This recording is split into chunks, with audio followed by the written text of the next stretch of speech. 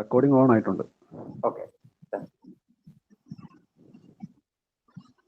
Start ചെയ്യാം. VC തുടങ്ങി.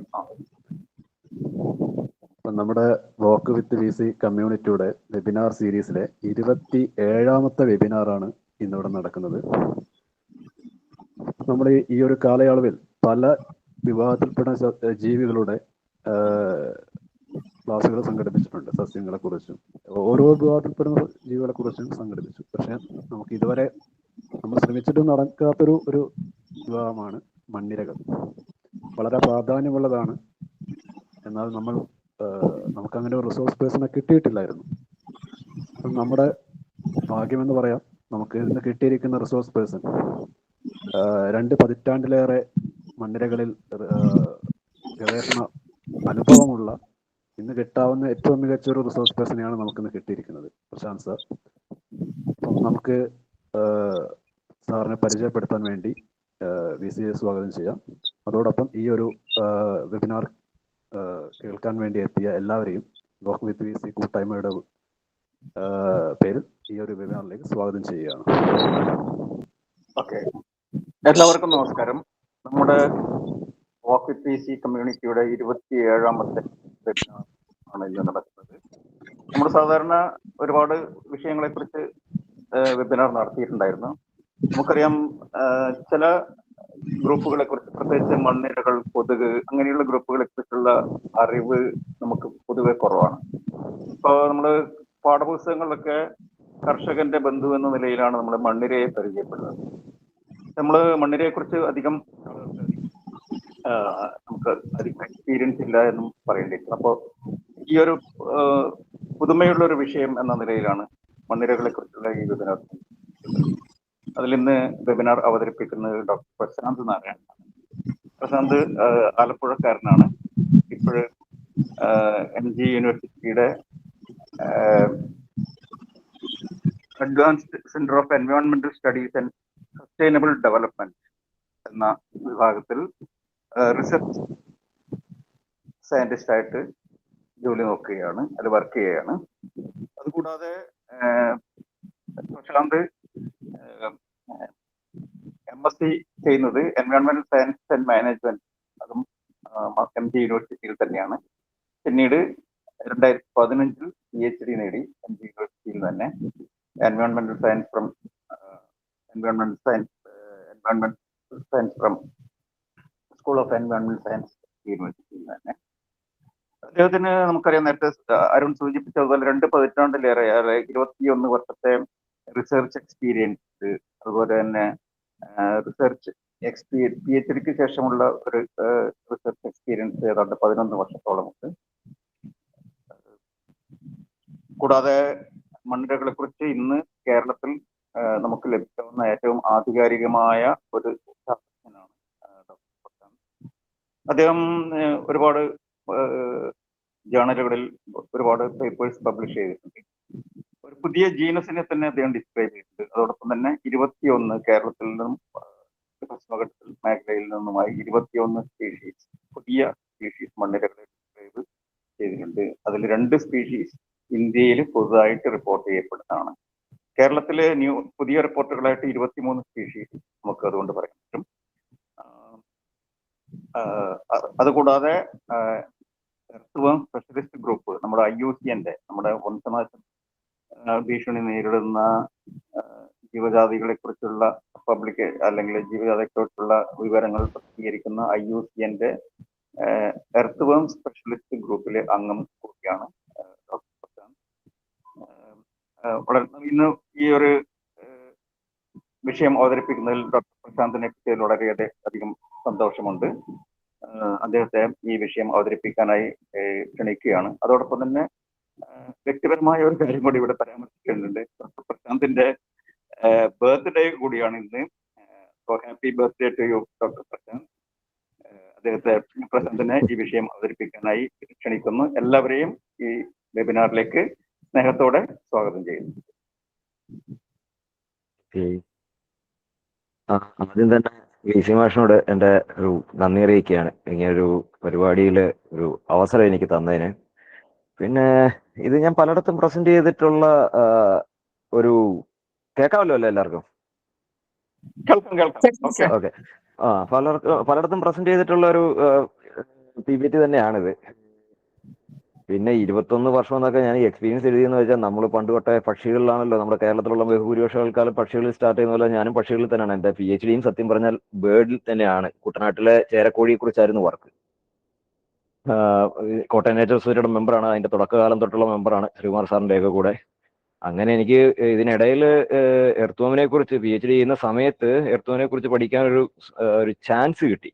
അങ്ങനെ അതിൽ പിടിച്ച് അങ്ങ് പോയാണ്. കാര്യം സുവോളജിക്കൽ സർവേ ഓഫ് ഇന്ത്യയിലെ റിട്ടയർഡ് പഴയ ജോയിന്റ് ഡയറക്ടറാണ് ഡോക്ടർ JM ജിൽക്ക എന്ന് പറയുന്ന സാറുണ്ടാകും. സാർ ഒരിക്കൽ ഞങ്ങളുടെ യൂണിവേഴ്സിറ്റി വന്നപ്പം അദ്ദേഹത്തെ പരിചയപ്പെട്ടു. അദ്ദേഹമാണ് പിന്നെ ഞങ്ങൾക്ക് സ്ഥിരം വന്ന് ഞങ്ങളുടെ മരിച്ചുപോയ ഒരു കഴിഞ്ഞ 2 മാസം മുമ്പ് ഞങ്ങളുടെ തോമസ് സാർ മരിച്ചുപോയി. സാറാണ് ഇവിടെ ഒരു എർത്തോം ലാബ് സെറ്റ് ചെയ്ത്. അങ്ങനെ ജിൽക്ക സാർ വന്നിട്ട് ഞങ്ങൾക്ക് പറഞ്ഞു തരാൻ തുടങ്ങി. അങ്ങനെയാണ് ഞങ്ങൾ ടാക്സോണമിയിലേക്ക് വന്നത്. കാര്യം എല്ലാരെ പോലെ നമ്മൾ പക്ഷി മറ്റ് ജീവജാലങ്ങളെല്ലാം ഇങ്ങനെ നോക്കി നടക്കും. പക്ഷേ അത് എന്തുകൊണ്ട് അതായി, അല്ലെങ്കിൽ എന്തുകൊണ്ട് ഇത് ഇപ്പൊ മാവ് നമ്മൾ സ്ഥിരം കാണുന്നു, തെങ്ങ് സ്ഥിരം കാണുന്നു, എന്തുകൊണ്ട് അത് മാവ് അല്ലെങ്കിൽ എന്തുകൊണ്ട് തെങ്ങ് എന്ന് ചോദിച്ചു കഴിഞ്ഞാൽ നമുക്ക് പറയാനില്ല. കണ്ടുപരിചയമുള്ള കാരണം അത് മാവ് അല്ലെങ്കിൽ തെങ്ങ്. അപ്പൊ അങ്ങനെ ഇരുന്നപ്പോഴാണ് ഈ സാറിനെ കിട്ടിയപ്പോൾ എന്തുകൊണ്ട് എന്നുള്ള റീസൺ, ഒരു ജീനസ് അത് എങ്ങനെയായി, അല്ലെങ്കിൽ ആ ജീനസ് അങ്ങനെ ആളുള്ള റീസൺ എന്താണ്, അതിന്റെ ക്യാരക്ടേഴ്സ് എന്താണ്, അല്ല ഒരു സ്പീഷീസ് എന്ന് പറയുമ്പോൾ അതിന്റെ എന്തൊക്കെയാണ് ഡിഫറൻസ്, ഇങ്ങനെ പറയാനുള്ള ഒരു കാര്യം. നമ്മൾ ഫീൽഡ് ഗൈഡ്സ് മാത്രം നോക്കുമ്പോൾ ഒരു ഇഷ്യൂ അങ്ങനെ, അതായത് കോമൺ പർപ്പസിന് ഓക്കെയാണ്, സാധാരണ ജനങ്ങളെല്ലാം നമുക്ക് അതിനകത്തോട്ട് വരാം. പക്ഷേ ഒരു സയന്റിഫിക് രീതി നോക്കുമ്പോൾ അല്ലെങ്കിൽ എന്തുകൊണ്ട് അതായെന്ന് ചോദിച്ചാൽ അവർക്ക് പറഞ്ഞു തരാൻ പറ്റുന്നില്ല എന്നൊരു തോന്നൽ വന്നു. അങ്ങനെ ഇരിക്കുമ്പോഴാണ് സാറിനെ പരിചയപ്പെട്ടു. അങ്ങനെ ഇതിലേക്ക് മാറിയതാണ്. എന്നും പറഞ്ഞ് ഞാൻ പക്ഷിയെ വിട്ടിട്ടൊന്നുമില്ല, പക്ഷെ നിരീക്ഷണത്തിനൊക്കെ ടൈം കിട്ടുമ്പോഴൊക്കെ ഞാൻ പോകാറുണ്ട്. എന്നാൽ ഞാൻ കൂടുതൽ അതിനെക്കുറിച്ചൊന്നും പറയുന്നില്ല, ഡയറക്റ്റ് നമുക്ക് മണ്ണിരകളിലേക്ക് പോകാം. ഞാനിത് ഒരു 4 പാർട്ടാണ്. ഒന്ന്, എർത്തോംസിന്റെ ഇമ്പോർട്ടൻസ് എന്താണ്, അതിന്റെ എർത്തോം എന്താണ്, അതിന്റെ ഇമ്പോർട്ടൻസ് എന്താണ്, അതിന്റെ ഉപയോഗങ്ങൾ, അതിനുശേഷം നമ്മുടെ ഇന്ത്യയിലെ ഡൈവേഴ്സിറ്റി, കേരളത്തിലെ ഡൈവേഴ്സിറ്റി, പിന്നെ ടാക്സോണമി ടൈം ഉണ്ടെങ്കിൽ ഞാൻ പെട്ടെന്ന് കുറച്ച് കാണിച്ചു പോകാം. പിന്നെ ഒരു അപ്പോളജി ആദ്യം തന്നെ പറയുകയാണ്, ഇതിനകത്ത് നമ്മൾ മറ്റ് ഗ്രൂപ്പുകളിൽ കാണുന്ന പോലെ വലിയ ഫോട്ടോഗ്രാഫ്സ് ഇല്ല. അതൊരു ഡ്രോബാക്ക് ആണ് ഇതിന്റെ കാര്യം. ഒന്നാമത്തെ കാര്യം, എനിക്ക് ഫോട്ടോഗ്രാഫി സ്കില്ല് കുറവാന്നല്ല, ഇല്ല, തുലവില്ല. പിന്നെ അങ്ങനെയുള്ള ഒരു ക്യാപ്റ്റിവേറ്റിംഗ് ആയിട്ടുള്ള ഒരു സ്ലൈഡ് അല്ല ഞാൻ ഇപ്പൊ കാണിക്കാൻ പോകുന്നത്. അത് ഞാൻ മുൻകൂട്ടി തന്നെ പറയുകയാണ്. അപ്പം സ്ലൈഡ് മാറുന്നില്ലല്ലോ. ഓക്കെ.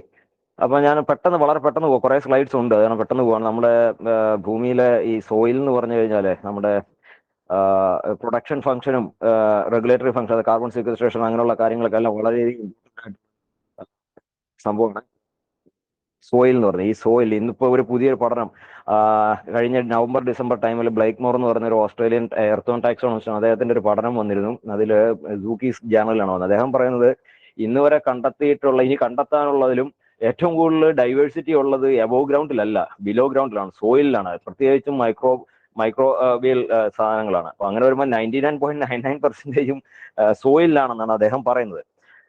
അപ്പം നമ്മൾ എർത്തോം റിലേറ്റഡ് ആയിട്ട് പറയുമ്പം ഭൂമിയിൽ ലൈഫ് ഉണ്ടായിരിക്കുന്ന കാറ്റഗറി വെച്ച് ഏത് സമയത്ത് ഉണ്ടായെന്നൊക്കെ വെച്ചിട്ടാണ് നമ്മൾ ഭൂമിയുടെ ജിയോളജിക്കൽ ടൈം സ്കെയിൽ ഉണ്ടാക്കി വെച്ചിരിക്കുന്നത്. അപ്പൊ അതിൽ തന്നെ നോക്കിക്കഴിഞ്ഞാൽ ഇയോൺസ്, ഇറാസ്, അല്ലെങ്കിൽ ഇപ്പോക്സ് എന്നൊക്കെ പീരീഡ്സ് എന്നൊക്കെ പറഞ്ഞ് നമ്മൾ പലതായിട്ട് തിരിച്ചിട്ടുണ്ട്.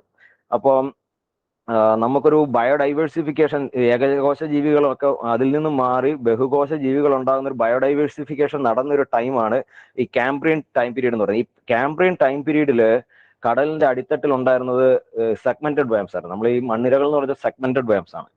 അന്ന് പ്രിഡേറ്ററി ആയിട്ടുള്ള, ഇന്നും പ്രിഡേറ്ററി ആയിട്ടുള്ള സെഗ്മെന്റഡ് വേംസ് ഉണ്ട്, മണ്ണിരകളല്ലാന്നേ ഉള്ളൂ. പക്ഷേ മണ്ണിരകളല്ലാത്ത അതിന്റെ ഗണത്തിൽ വരുന്ന കടലിൽ ജീവിക്കുന്ന ഒത്തിരി പ്രിഡേറ്ററി ഫോംസ് ഉണ്ട്. അന്നും പ്രിഡേറ്ററി ഫോംസ് ഒത്തിരി ഉണ്ടായിരുന്നു.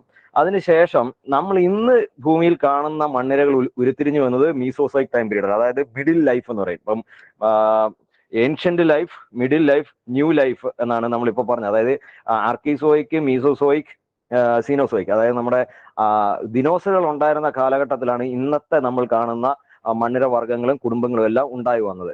ഇതിനെക്കുറിച്ച് എങ്ങനെ നമുക്ക് മനസ്സിലായെന്ന് വെച്ചാൽ, ഇതൊരു സോഫ്റ്റ് ബോഡിയുടെ ഓർഗാനിസം ആയതാണ്. ഇതിന്റെ ട്രേസ് ഫോസിൽസ്, കുറച്ചൊക്കെ ട്രേസ് ഫോസിൽസ്, കൂടുതലും ട്രേസ് ഫോസിൽസ് ആണ് കിട്ടിയേക്കുന്നത്, അല്ലാതെ ഫോസിൽസ് വളരെ കുറവാണ്. എന്നിരുന്നാലും ഈ നമ്മുടെ കാംബ്രിയൻ യുഗത്തിൽ ഉണ്ടായിരുന്ന ഒരു ബർഗസ് ഷെയിൽ ഉണ്ട്, കാനഡയിൽ നിന്ന് അത് കിട്ടിയിട്ടുണ്ട്. ലാഗ്രസ്റ്റാറ്റൻ എന്ന് പറയുന്നതാണ് അതിന് പറഞ്ഞത്. കാര്യം ഈ ലാഗ്രസ്റ്റാറ്റൻ എന്ന് വെച്ച് കഴിഞ്ഞാൽ ഫോസിൽസ് എല്ലായിടത്തും ഒരുപോലെയല്ല കിട്ടുന്നത്. ചില സ്ഥലങ്ങളിൽ ഈ ഫോസിൽസിന്റെ അബണ്ടൻസ് കൂടുതലാണ്. അങ്ങനെയുള്ള സ്ഥലങ്ങളിൽ നമ്മൾ ലാഗ്രസ്റ്റാറ്റൻ എന്ന് പറയും. ഇവിടെ കാനഡയിലുള്ള ഒരു സ്ഥലത്ത് വന്ന് കുറേ ഫോസിൽസ് കിട്ടി. അതില് കുറേയൊക്കെ നമ്മുടെ ഈ അനലിഡ് ഫോംസിന്റെ ആയിരുന്നു. അതിൽ വെച്ചിട്ടാണ് നമ്മൾ ഇത് എന്നാണ് ഉരുത്തിരിഞ്ഞത്, ഈ സെഗ്മെന്റഡ് വേംസ് ഉണ്ടായത് കാംബ്രിയൻ ടൈം പീരീഡിലാണെന്ന് നമുക്ക് കണ്ടെത്താൻ കഴിഞ്ഞത്. അപ്പൊ അങ്ങനെ പറയുകയാണെങ്കിൽ ഈ മണ്ണിരകൾ ഉൾപ്പെടുന്ന ആ ഗ്രൂപ്പ് ഒരു 5 മാസ് എക്സ്റ്റിങ്ഷനെ ഇപ്പോഴേ ഓൾറെഡി കവർ ചെയ്ത് വന്ന് നിൽക്കുകയാണ്. അപ്പൊ അത്രയ്ക്കും പ്രിമിറ്റീവ് ആയിട്ടുള്ള ഒരു ഗ്രൂപ്പാണ് മണ്ണിരകൾ എന്ന് പറയുന്നത്. ഇപ്പം സയന്റിഫിക്കലി നമ്മൾ പറയുന്ന മണ്ണിരകളെ അനലിഡ എന്ന് പറയും, അതായത് സെഗ്മെന്റഡ് വേംസ്. ട്രൂ വേംസ് ആണ് ഇവ. കാര്യം എന്താണെന്ന് ഞാൻ അടുത്ത സ്ലൈഡുകളിൽ പറയാം. പിന്നെ അതിന്റെ ക്ലാസിഫിക്കേഷൻ നോക്കിയാൽ അടുത്ത കാലം വരെ നമ്മുടെ പല പുസ്തകങ്ങളിലും പറയുന്നത് ഈ ഫൈലോ അനലിഡ 4ആയിട്ടാണ് തിരിച്ചിരുന്നത്. അതായത് ആർക്കി അനലിഡ, പോളിക്കീറ്റ, അത് മെയിൻലി മറൈൻ ആണ്, ഒലിഗോക്കീറ്റ, പിന്നെ നമ്മുടെ ഒലിഗോക്കീറ്റ എന്ന് വെച്ചാൽ മണ്ണിരകൾ അതിന്റെ അസോസിയേറ്റഡ് ഫോംസും വരുന്നത്, പിന്നെ നമ്മുടെ ലീച്ചസ് വരുന്നത്, നമ്മുടെ രക്തമൊക്കെ കുടിക്കുന്ന ലീച്ചസ് ഒക്കെ വരുന്ന ഗ്രൂപ്പ്. പക്ഷേ ഈ ലീച്ചസിനും ഈ മണ്ണിരകൾക്കുള്ള പോലെ ക്ലൈറ്റല്ല ഉള്ള കാരണം 1919 തന്നെ മിഷേൽസൺ എന്ന് പറയുന്ന ഒരു ജർമ്മൻ സയന്റിസ്റ്റ് ഇതിനെ രണ്ടിനും ക്ലൈറ്റലാറ്റ എന്ന് പറയുന്ന ഗ്രൂപ്പിൽ പെടുത്തിയിരുന്നത്. അത് കാരണം ആക്ച്വലി ഇപ്പോൾ നമുക്ക് ഈ പറയുന്ന അനലിഡയിൽ 2 ക്ലാസ്സസേ ഉള്ളൂ, ഒന്ന് പോളിക്കീറ്റയും ഒന്ന് ക്ലൈറ്റലേറ്റയും. ഈ ക്ലൈറ്റലേറ്റിലാണ് നമ്മുടെ എർത്തോം വരുന്നത്. എർത്തോം എന്ന് വെച്ചാൽ വളരെ സിമ്പിൾ ആയിട്ടുള്ള ഒരു ഓർഗാനിസം ആണ്. കുറെ സെഗ്മെന്റഡ് ബോഡി, ഹെഡ് എന്ന് പറയുന്ന ഒരു സാധനം ഇല്ല, കണ്ണെന്ന് പറയുന്ന സാധനം ഇവോൾവ് ചെയ്യുന്നതിനൊക്കെ മുമ്പേ ഉണ്ടായ ഒരു ഓർഗാനിസം ആണ്. കാരണം ഹെഡ് ഇല്ല, ഒരു സ്പെസിഫിക് ആയിട്ട് ഒരു ഹെഡ് ഇല്ല, ഒരു കണ്ണുമില്ല. പക്ഷെ ഫസ്റ്റ് സെഗ്മെന്റിൽ നമുക്ക് മൗത്ത് എന്ന് നമുക്ക് പറയാം, ഒരു പെരിസ്റ്റോമിയ എന്ന് പറയും. അതിൽ തന്നെ പ്രോസ്റ്റോമിയ എന്ന് പറയുന്ന പാർട്ട് വെച്ചിട്ടാണ് അത് ആഹാരം അകത്തേക്ക് വലിച്ചെടുക്കുന്നത്. അതൊരു മണ്ണിയുടെ ഒരു എക്സോട്ടിക് സ്പീഷീസ് ആണ്. അതിന്റെ ഒരു പടമാണ് ഇവിടെ കാണിച്ചിരിക്കുന്നത്. അപ്പം സയന്റിഫിക്കലി പറഞ്ഞാൽ ഇത് അനലിഡേ വരുന്നു, ക്ലൈറ്റെല്ലാം ഉണ്ട്, ബൈലാറ്ററൽ സിമെട്രിക്കലാണ്. നമ്മളും അതേപോലെ തന്നെയാണ് സിമെട്രി. നമ്മുടെയും ഒരു നെടുനീളെ കണ്ടു കഴിഞ്ഞാൽ ഈ ഹാഫ് സെയിം ആയിട്ട് ഒരു ട്യൂബ് വിത്തിന്റെ ട്യൂബ് സിസ്റ്റം ആണ്. പിന്നെ മണ്ണിരയുടെ എടുത്തു പറയാൻ പറ്റുന്ന വെച്ചാൽ അത് എങ്ങനെ മൂവ് ചെയ്യുന്ന ചോദിച്ചാൽ അതിന്റെ ശരീരത്ത് ഓരോ റിങ്ങിലും സീറ്റി എന്ന് പറയുന്ന പാർട്ടുണ്ട്. ചിലർ സീറ്റ എന്ന് പ്രൊനൗൺസ് ചെയ്യാറുണ്ട്. അപ്പം അതിന്റെ എണ്ണം വേരി ചെയ്യും. പെരിക്കീറ്റിംഗ് കണ്ടീഷൻ എന്ന് വെച്ചാൽ ഒരു സെഗ്മെന്റില് 8 തൊട്ട് 8 മേലെ ഒരു മുള്ളു പോലുള്ള പ്രദേശങ്ങൾ, ഈ കുത്തുകുത്ത് പോലെ ഡോട്ട് പോലെ കാണുന്നത് ഓരോ സീറ്റിയാണ്. അതിൽ 8 മേലെ വന്നാൽ പെരിക്കീറ്റൻ കണ്ടീഷൻ എന്ന് പറയും. രണ്ടാമത്തെ വലതുവശത്ത് നിങ്ങൾക്ക് നോക്കി അറിയാൻ 4 കാണാവുള്ളൂ. അതിന്റെ അതർ സൈഡിൽ 4 വരും. ഇതിനെ നമ്മൾ ലുംബ്രിസൺ കണ്ടീഷൻ എന്നും പറയും. ഇപ്പം കേരളത്തിൽ ഞാൻ പറഞ്ഞ ഫോട്ടോഗ്രാഫ്സ് വളരെ കുറവാണ്. അപ്പോൾ ഇതിലെ 2-3 കുറച്ച് ഫോട്ടോ ഞാൻ എടുത്തിട്ടുള്ളത് ലൈവ് കണ്ടീഷനിൽ എടുത്തിട്ട് നമുക്ക് ഫോട്ടോഗ്രാഫ് വെച്ചിട്ട് നമുക്ക് മണ്ണിരകളെ ഐഡന്റിഫൈ ചെയ്യാൻ പറ്റില്ല. അതാണ് ഏറ്റവും വലിയൊരു പ്രശ്നം. ഇത് സോഫ്റ്റ് ബോഡിയുടെ ഓർഗാനിസം ആണ്. അതപ്പോൾ നമ്മൾ വെറ്റ് പ്രിസർവേഷൻ ആണ് ചെയ്യുന്നത് മണ്ണിരകളെ, പ്രത്യേകിച്ച് ആൽക്കഹോൾ അല്ലെങ്കിൽ ഫോർമലിനകത്ത് ഫിക്സ് ചെയ്ത് കഴിഞ്ഞാൽ പിന്നെ നമുക്ക് മോളിക്കുലർ വർക്ക് ഒന്നും ചെയ്യാൻ പറ്റില്ല. ആൽക്കഹോളിലാണെങ്കിൽ നമുക്ക് ലാർജ് എമൗണ്ട് ഓഫ് ആൽക്കഹോൾ വേണം, അതാണ് ഒരു പ്രശ്നം. അല്ലെങ്കിൽ ഒരൊറ്റ ആൽക്കഹോളിൽ തന്നെ നമ്മൾ കളക്ട് ചെയ്ത് മൊത്തം വെച്ച് കഴിഞ്ഞാൽ സോഫ്റ്റ് ആയി പോകും. കാര്യം ഇതിന്റെ ദേഹത്തു നിന്നുള്ള വെള്ളം ആൽക്കഹോളിലോട്ടെങ്കിൽ ആൽക്കഹോൾ ഡൈലൂട്ട് ആകും, ഈ സ്പെസിമെൻ പിന്നെ സോഫ്റ്റ് ആയി പോയി, നമുക്കൊന്നും ചെയ്യാൻ പറ്റില്ല, അങ്ങനെ ഒരു പ്രശ്നം വരും. പക്ഷേ ഈ കളർ നമ്മൾ ഇപ്പൊ പഴയ പുസ്തകങ്ങൾ നോക്കിയാൽ കളർ ഇമ്പോർട്ടന്റ് ആയിട്ട് പറയും, ഒരു ടാക്സോണിക് ഫീച്ചർ ആയിട്ട് പറയും. പക്ഷേ ഇപ്പോൾ ഒരു ടാക്സോണിക് ഫീച്ചർ അല്ല കളർ. കാര്യം ആൽക്കഹോളിൽ വെച്ചാൽ കളർ ലീച്ച് ഔട്ട് ആകും, ഫോർമലിൽ വെച്ചാലും കുറെയൊക്കെ പോകും, കുറച്ചൊക്കെ കളറൊക്കെ റീറ്റെയിൻ ചെയ്യും. പക്ഷെ അത് കാരണം നമുക്കൊരു കുറച്ച് വർഷങ്ങൾ കഴിഞ്ഞാൽ പിന്നെ ഒട്ടും നമുക്ക് ഇതിനകത്ത് നിന്ന് കുറച്ച് മാസങ്ങൾ കഴിഞ്ഞാൽ പോലും ചിലപ്പോൾ നമുക്ക് കളർ ഡിഫറൻഷിയേറ്റ് ചെയ്യാൻ പറ്റാത്തതാണ്. കളർ ഇപ്പോൾ ഒരു ടാക്സോണിക് ഫീച്ചറേ അല്ല. എന്നിരുന്നാലും വളരെ കളർഫുള്ളായിട്ടുള്ള പല മണ്ണിരകളും ലോകത്തിന്റെ പല ഭാഗങ്ങളിലുണ്ട്. ഇത് നമ്മുടെ സെറ്റ് ടു ബി നമ്മുടെ ഇപ്പോഴത്തെ കണ്ടീഷൻ അനുസരിച്ച് ദ്രാവിഡ നിലംബുരൻസിസ് എന്ന് പറയുന്ന സ്പീഷീസ് ആണ്. അത് നമ്മുടെ നിലമ്പൂർ എൻവയോൺമെന്റ്സിൽ, നമ്മുടെ ചാലിയാറിന്റെ തീരപ്രദേശങ്ങൾ അതിനോട് അനുബന്ധിച്ചുള്ള ട്രിബ്യൂട്ടറീസിൽ മാത്രമുള്ള ഒരു സ്പീഷീസ് ആണ് ദ്രാവിഡ നിലംബുരൻസ്. അറൌണ്ട് 1 മീറ്റർ വരെ നീളം വരും. അതേപോലെ തന്നെ വളരെ വലിപ്പം വരുന്ന ഒരു സ്പീഷീസ് ആണ് മെഗാസ്കോളസ് സ്ട്രാറ്റസ്. തിരുവനന്തപുരത്തു നിന്നാണ് ഡിസ്ക്രൈബ് ചെയ്തിരുന്നത്, പക്ഷേ ഇപ്പോൾ അത് നമുക്ക് പത്തനംതിട്ട ജില്ല വരെ കിട്ടിയിട്ടുണ്ട്. പിന്നെ അനദർ ഇന്ത്യയിൽ തന്നെ നമ്മുടെ ഏറ്റവും വലിയ കേരളത്തിലുള്ള ഒരു സ്പീഷീസ് ദ്രാവിഡ ഗ്രാൻഡിസ്, നല്ല വലിപ്പം വരുന്ന ഒരു സ്പീഷീസ് ആണ്. അതിന്റെ ഒരു 1894 ഒരു പേപ്പറിൽ വന്നൊരു പിക്ചറാണ് കാണിച്ചിരിക്കുന്നത്. ഇങ്ങനെയുള്ള കളർഫുൾ ആയിട്ടുള്ള പലതരം മണ്ണിരകളുണ്ട്. മണ്ണിരകളുടെ ചില മണ്ണിരകൾ നമ്മൾ ഇങ്ങനെ പറഞ്ഞ രീതിയിൽ ഫിക്സ് ചെയ്ത് കഴിഞ്ഞാൽ അതിന്റെ എക്സ്റ്റേണൽ ഫീച്ചേഴ്സ് ചിലതൊക്കെ നമുക്ക് മൈക്രോസ്കോപ്പിന് അടി വെച്ച് കാണാൻ പറ്റും, പ്രോപ്പറായിട്ട് നമ്മൾ അതിനെ പ്രിസർവ് ചെയ്ത് കഴിഞ്ഞാൽ. അതേപോലെ പല ഇതേപോലുള്ള മാർക്കിങ്ങുകളൊക്കെ അതിന്റെ ശരീരത്തൊക്കെ ഉണ്ട്. അപ്പൊ അതിന്റെ ഇതൊക്കെ നോക്കിയിട്ടൊക്കെയാണ് കുറെയൊക്കെ നമ്മൾ പറഞ്ഞത്. സത്യം പറഞ്ഞാൽ മണ്ണിരയുടെ ഐഡന്റിഫിക്കേഷൻ മൊത്തം ഇന്റേണൽ അനാറ്റമിക്കൽ ഫീച്ചേഴ്സ് വെച്ചിട്ടാണ് ചെയ്യുന്നത്. അത് കാരണം നമുക്ക് വളരെ അപൂർവം കുറച്ച് മണ്ണിരകളെ മാത്രമേ എക്സ്റ്റേണൽ ഫീച്ചർ നോക്കിയിട്ട് ഐഡന്റിഫൈ ചെയ്യാൻ പറ്റൂ. ബാക്കി എല്ലാം ഇന്റേണൽ അതിന്റെ അനാറ്റമിക്കൽ ഫീച്ചേഴ്സ് വെച്ചിട്ടാണ് ഐഡന്റിഫൈ ചെയ്യുന്നത്. ഇത് ഞാൻ എക്സ്റ്റേണൽ ഫീച്ചേഴ്സ് ചിലതിൻ്റെയൊക്കെ വളരെ പ്രൊനൗൺസ്ഡ് ആയിട്ടുള്ള ഫീച്ചേഴ്സ് ഉള്ള കുറച്ചെണ്ണത്തിന്റെ ഫോട്ടോസ് കാണിക്കുന്നതേ ഉള്ളൂ. ഇത് 1907 മിഷേൽസൺ ഡിസ്ക്രൈബ് ചെയ്തൊരു സ്പീഷീസ് ആണ്. ഇതിനെക്കുറിച്ച് അതിന് ഒരു വിവരവും ഇല്ലായിരുന്നു പിന്നീട്. പക്ഷെ നമുക്കിപ്പം കൊടൈക്കനാലിൽ നിന്ന് ഡിസ്ക്രൈബ് ചെയ്താണ്. നമുക്കിപ്പം പാമ്പാടും ചൊല്ലുന്ന ഇതിന്റെ കുറെ സ്പീഷീസ് നമുക്ക് വേണമെങ്കിൽ റീഡിസ്കവറി എന്ന് പറയാം. പക്ഷേ ഈ റീഡിസ്കവറി എന്നൊക്കെ വെച്ചാൽ നമുക്ക് ഭയങ്കര കൊട്ടിഘോഷിക്കേണ്ട കാര്യമൊന്നുമില്ല. കാര്യം ആരും വർക്ക് ചെയ്യാത്ത കാരണം നമുക്ക് ഒത്തിരി റീഡിസ്കവറി കിട്ടുന്നു, കുറേയൊക്കെ വേറെ സ്റ്റേറ്റിലുണ്ടായിരുന്നു, ഇവിടെ കിട്ടുന്നു. ആരും വർക്ക് ചെയ്യാത്ത കാരണമാണ്. അങ്ങനെ നോക്കിയാൽ നമുക്ക് ഒത്തിരിയും ഗ്രൂപ്പുകളുണ്ട്. നമ്മളെപ്പോഴും ഈ കളർഫുൾ ആയിട്ടുള്ള ഗ്രൂപ്പുകളിലൊക്കെ നോക്കും. അത് ഫേസ്ബുക്കിൽ അവിടെ എല്ലാ ആൾക്കാരൊക്കെ വളരെയധികം ഒത്തിരി ആൾക്കാരെ അട്രാക്ട് ചെയ്ത് നല്ല ഫോട്ടോഗ്രാഫ്സ് ഇടുന്ന അതിന്റെ ആ ഗ്രൂപ്പിന്റെ പുറകെ പോകും. പക്ഷെ ഇങ്ങനെ അല്ലാത്ത ധാരാളം ഗ്രൂപ്പുകൾ നമ്മുടെ ഈ ലൈഫ് ഫോംസ് നമ്മുടെ ഈ പ്രദേശത്തുണ്ട്. അപ്പൊ അതിൽ വർക്ക് ചെയ്യുന്ന ഒത്തിരി ആൾക്കാരുണ്ട്. ഇപ്പൊ നമ്മുടെ ഗിരീഷ് സാറ് വാസ്പിലൊക്കെ നന്നായിട്ട് വർക്ക് ചെയ്യുന്നത്, ഇസഡ്എസ്ഐയിലെ സയന്റിസ്റ്റ്. അദ്ദേഹം 100-ൽ പരം ഇതിലേക്ക്. പക്ഷെ അദ്ദേഹം ഒന്നും അത്ര ആക്റ്റീവായിട്ട് വരാറില്ല. കാര്യം അദ്ദേഹത്തിന്റെ വർക്ക് ചെയ്തു പോകുന്നു. അതേപോലെയാണ് ഇതിന്റെ കാര്യം. ധാരാളം സ്പീഷീസുകളുണ്ട് നമുക്ക് കണ്ടെത്താനുള്ള. അതപ്പോൾ ഒരു റീഡിസ്കവറി എന്ന് വെച്ചാൽ ഒരു വലിയൊരു കാര്യമായിട്ട് എനിക്ക് തോന്നിയിട്ടില്ല. കാര്യം ആരും വർക്ക് ചെയ്യാത്ത കാരണം വരുന്നു എന്ന് മാത്രമേ ഉള്ളൂ. ഇനിയും ധാരാളം സ്പീഷീസ് നമുക്ക് കിട്ടും. കാര്യം അത്രയ്ക്കും ഒരു ബയോഡൈവേഴ്സിറ്റി റിച്ച് ഏരിയയിലാണ് നമ്മൾ ഇരിക്കുന്നത്, പ്രത്യേകിച്ചും വെസ്റ്റേൺ ഘാട്സ്. ഞാൻ ഇന്ത്യ ആസ് എ ഹോളാണ് പറഞ്ഞത്.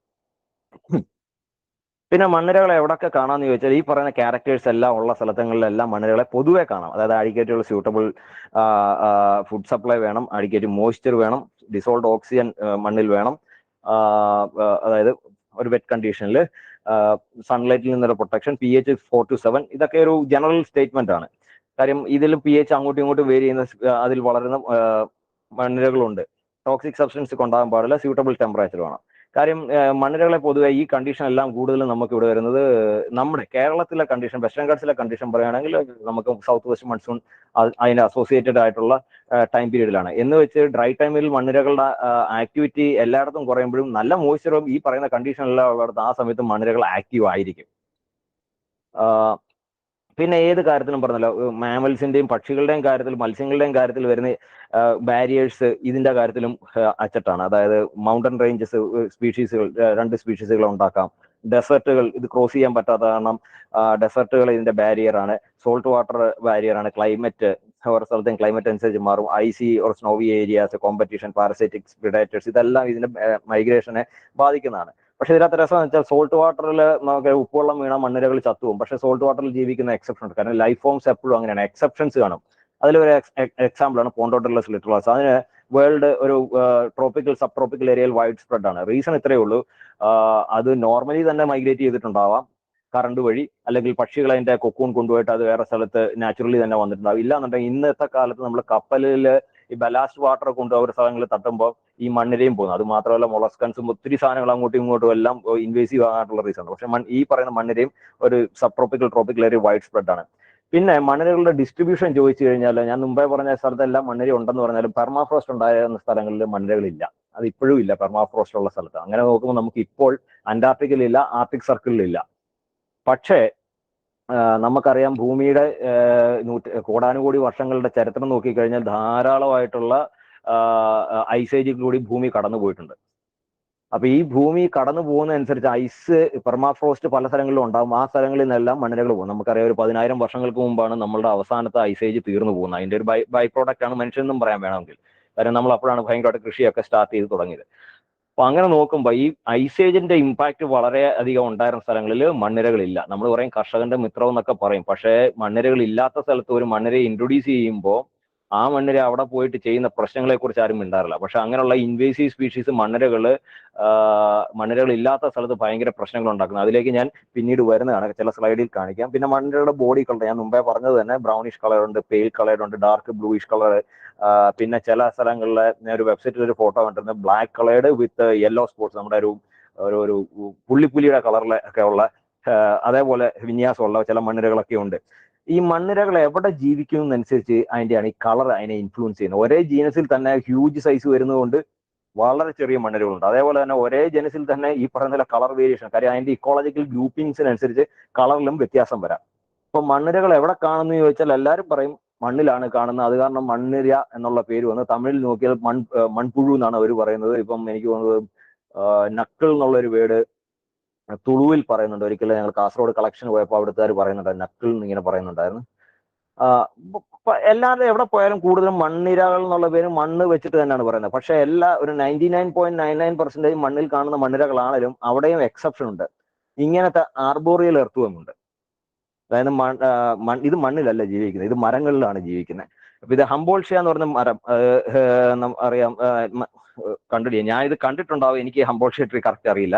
പക്ഷേ ഈ കർണാടക സൈഡിലെ ഹംബോൾട്ട് ഒരു സ്പീഷീസ് ഉണ്ട്. ആ സ്പീഷീസിന്റെ ഇന്റർനോട്സിനകത്ത് മണ്ണിര ഉള്ളതായിട്ട് പറയും. പ്രത്യേകിച്ചും ഡ്രൈ ടൈമിൽ, വേനൽക്കാലത്തെ സമയത്ത് പഠിക്കുമ്പോൾ അതിനകത്ത് മണ്ണിരയുണ്ട്. പക്ഷെ മഴക്കാലത്ത് അവർ നോക്കുമ്പോൾ ഇതിനകത്ത് ഇല്ല എന്നും പറയുന്നുണ്ട്. ആക്ച്വലി മഴക്കാലം വരുമ്പോഴാണല്ലോ മണ്ണിരകൾ ആക്റ്റീവ്. അപ്പൊ അത് വെളിയിൽ ഇറങ്ങിയിട്ടാണ് പോകുന്നത്. ഈ ഇലകളിലൊക്കെ ഇങ്ങനെ പറ്റിപ്പിടിച്ചിരിക്കും. ഇങ്ങേ അറ്റത്തുള്ള 2 ഫോട്ടോയും നമ്മുടെ അതിരപ്പള്ളി വാഴച്ചാൽ ആ ഭാഗത്തു നിന്ന് എടുത്ത ഫോട്ടോയാണ്. ഇത് കേരളത്തിന്റെ പല പ്രദേശങ്ങളിലും ഉണ്ട്. നമ്മളിപ്പോൾ റീസെന്റ് ആണ്, അത് അൺപബ്ലിഷ്ഡ് ആണ്, പബ്ലിഷ് ആയി വന്നിട്ടില്ല. റീസെന്റ് നമുക്ക് വയനാട്ടിൽ നിന്ന് ഒരു സ്പെസിമെൻ കിട്ടി. അത് ഐഡന്റിഫൈ ചെയ്തു, പെരിയോണിക്സ് പുള്ളസ് എന്നാണ്. അത് കർണാടകയിലുള്ള ഒരു സ്പീഷീസ് ആണ്. പക്ഷേ വെസ്റ്റേൺ ഘാട്ടിന് സൗത്തിൽ നിന്ന് നമുക്ക് ഇതിന്റെ ഫോട്ടോഗ്രാഫ്സ് ഇന്നലെയും കൂടെ എൻ്റെ ഒരു സുഹൃത്ത് ഇടുക്കിയിൽ നിന്ന് അയച്ചു തന്നിട്ടുണ്ടായിരുന്നു. ഇത് രണ്ടും ഒരു സ്പീഷീസ് എന്ന് വെച്ചാൽ ആർബോറിയൽ സ്പീഷീസ് ആയത് കാരണം പെരിയോണിക്സ് പുള്ളസ് തന്നെ ആയിരിക്കാം ഇവിടെ ഉള്ളത്. പക്ഷെ നമുക്കൊരു സ്പെസിമെൻ കിട്ടി പക്കായിട്ട് അതിന്റെ ക്യാരക്ടേഴ്സ് നോക്കി ഐഡന്റിഫൈ ചെയ്യാൻ പറ്റാത്ത കാരണമാണ് നമ്മളത് ഇപ്പം ഉറപ്പിച്ച് പറയാത്തത്. ഒരു പക്ഷേ പെരിയോണിക്സ് ആ സെയിം സ്പീഷീസ് തന്നെ ആയിരിക്കാം.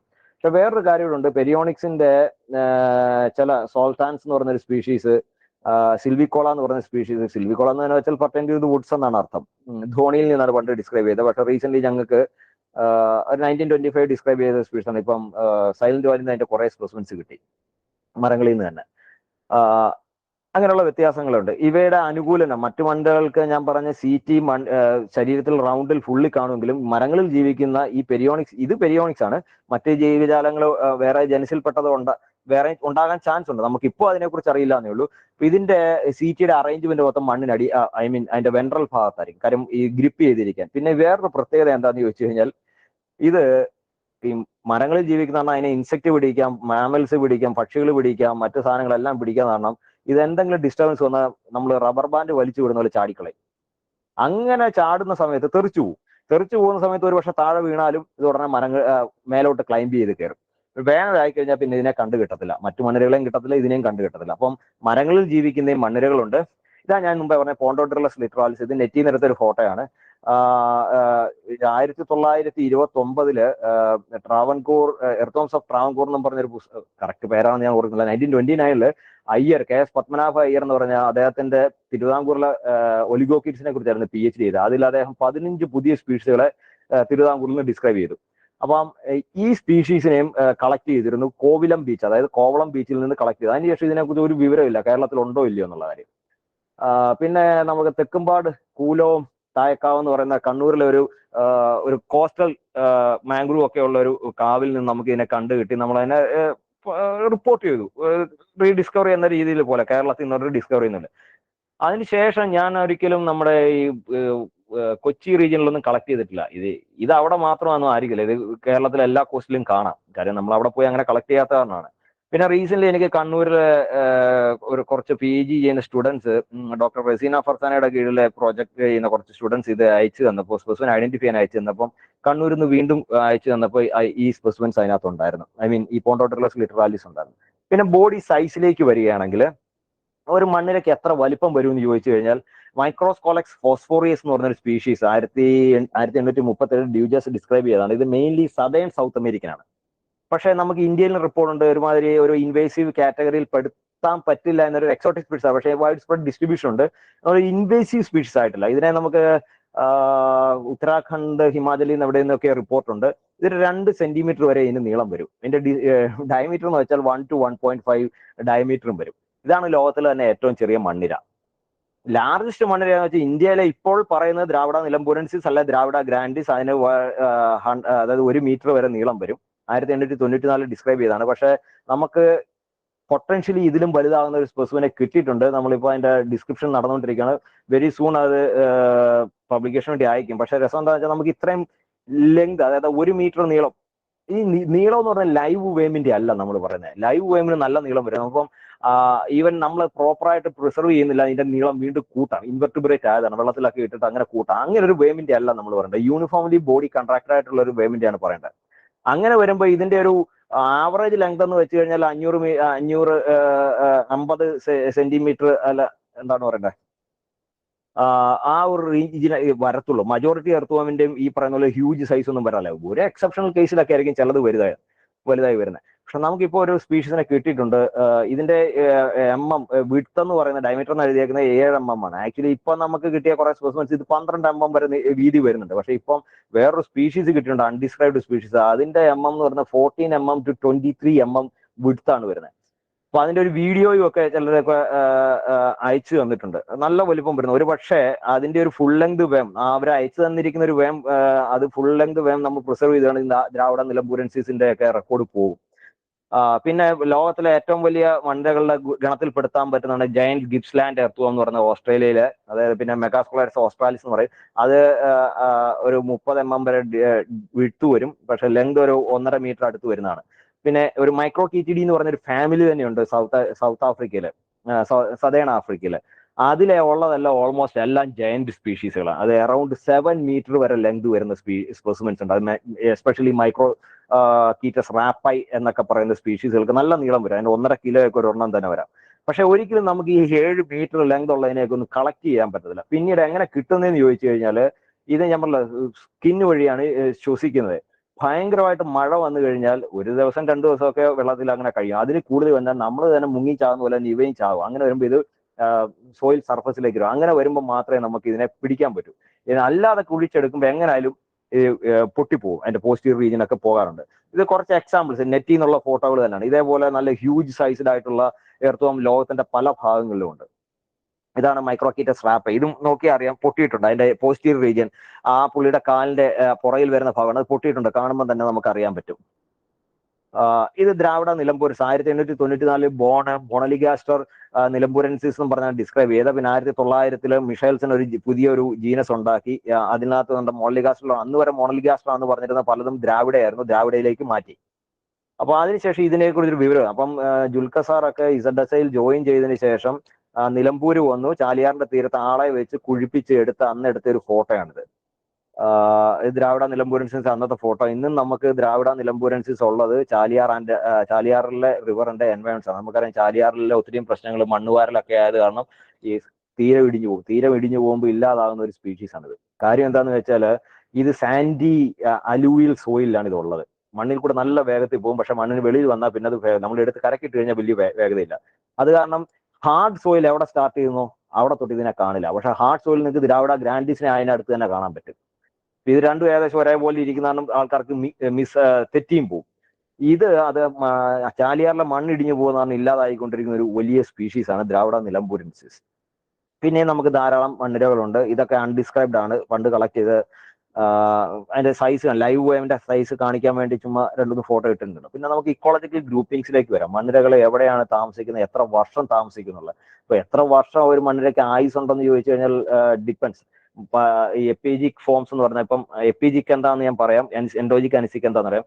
ഈ എപ്പിജിക് ഫോംസിന് ആയുസ് വളരെ കുറവാണ്. പൊതുവെ ഒരു വർഷത്തിനുള്ളിൽ ഒരു സീസണിന്റെ അപ്പുറത്തോട്ട് അത് പോകാറില്ല. പക്ഷേ അതിന്റെ ഫേവറബിൾ ആയിട്ടുള്ള സ്ഥലത്താണ് ജീവിക്കുന്നുണ്ടെങ്കിൽ ഒരു 4 വർഷം വരെ അത് ജീവിച്ചിരിക്കാം.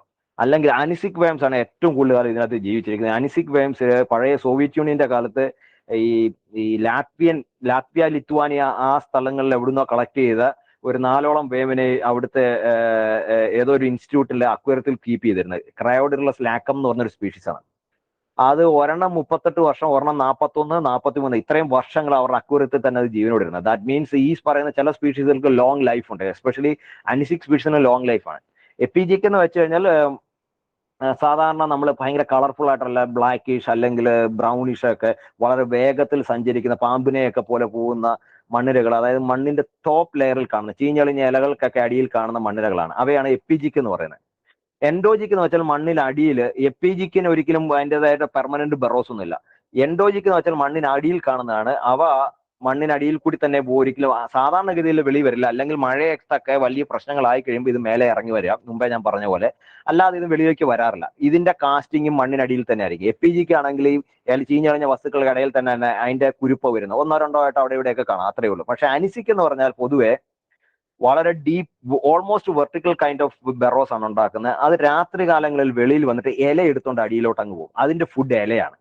ഈ എൻഡോജിക് മണ്ണിരകള് മണ്ണ് കഴിക്കും. മണ്ണിന്റെ കൂടെ, മണ്ണാണ് മെയിൻ ആയിട്ട് കഴിക്കുന്നത്. അപ്പൊ അതിന്റെ കൂടെ ഈ ചില ഓർഗാനിക് മെറ്റീരിയൽ ഒക്കെ അതിന് കിട്ടും. അതിന്റെ കൂടെ ഫംഗസ്, ബാക്ടീരിയ, അതിൽ നിന്നാണ് അതിനുള്ള എനർജി കിട്ടുന്നത്. എപ്പിജിക് മണ്ണിരകളാകട്ടെ ഈ ചീഞ്ഞളിഞ്ഞ ഇലകൾ പോലുള്ള വസ്തുക്കളാണ് അത് കഴിക്കുന്നത്, ചീഞ്ഞളിഞ്ഞ വസ്തുക്കൾ. അത് കാരണം നമ്മൾ എപ്പോഴും ഈ കമ്പോസ്റ്റിങ്ങിന് വേണ്ടി യൂസ് ചെയ്യുന്ന ഈ എപ്പിജിക് മണ്ടകളാണ്. കാര്യം അതിന്റെ ഞാൻ പറഞ്ഞ ലൈഫ് ഷോർട്ട് ലൈഫ് ആയത് കാരണം പ്രൊഡക്ഷൻ കൂടുതലായിരിക്കും. അതിന്റെ ഒരൊറ്റ കൊക്കൂണിൽ ധാരാളം കുഞ്ഞുങ്ങൾ വരും, പെട്ടെന്ന് മെച്യൂരിറ്റി വരും. അത് കാരണം ഈ എപ്പിജിക് മണ്ടകളാണ് നമ്മൾ യൂസ്. അനിസിക് മണ്ടകളെ നമുക്ക് കമ്പോസ്റ്റിങ്ങിന് വേണ്ടി യൂസ് ചെയ്യാന്ന് വെച്ചാൽ ടു ടഫാണ്. എൻഡോജിക്ക് പിന്നെ മണ്ണ് തിന്നുന്ന കാരണം നമുക്ക് അതിനെ ഉപയോഗിക്കേണ്ട ആവശ്യമില്ല.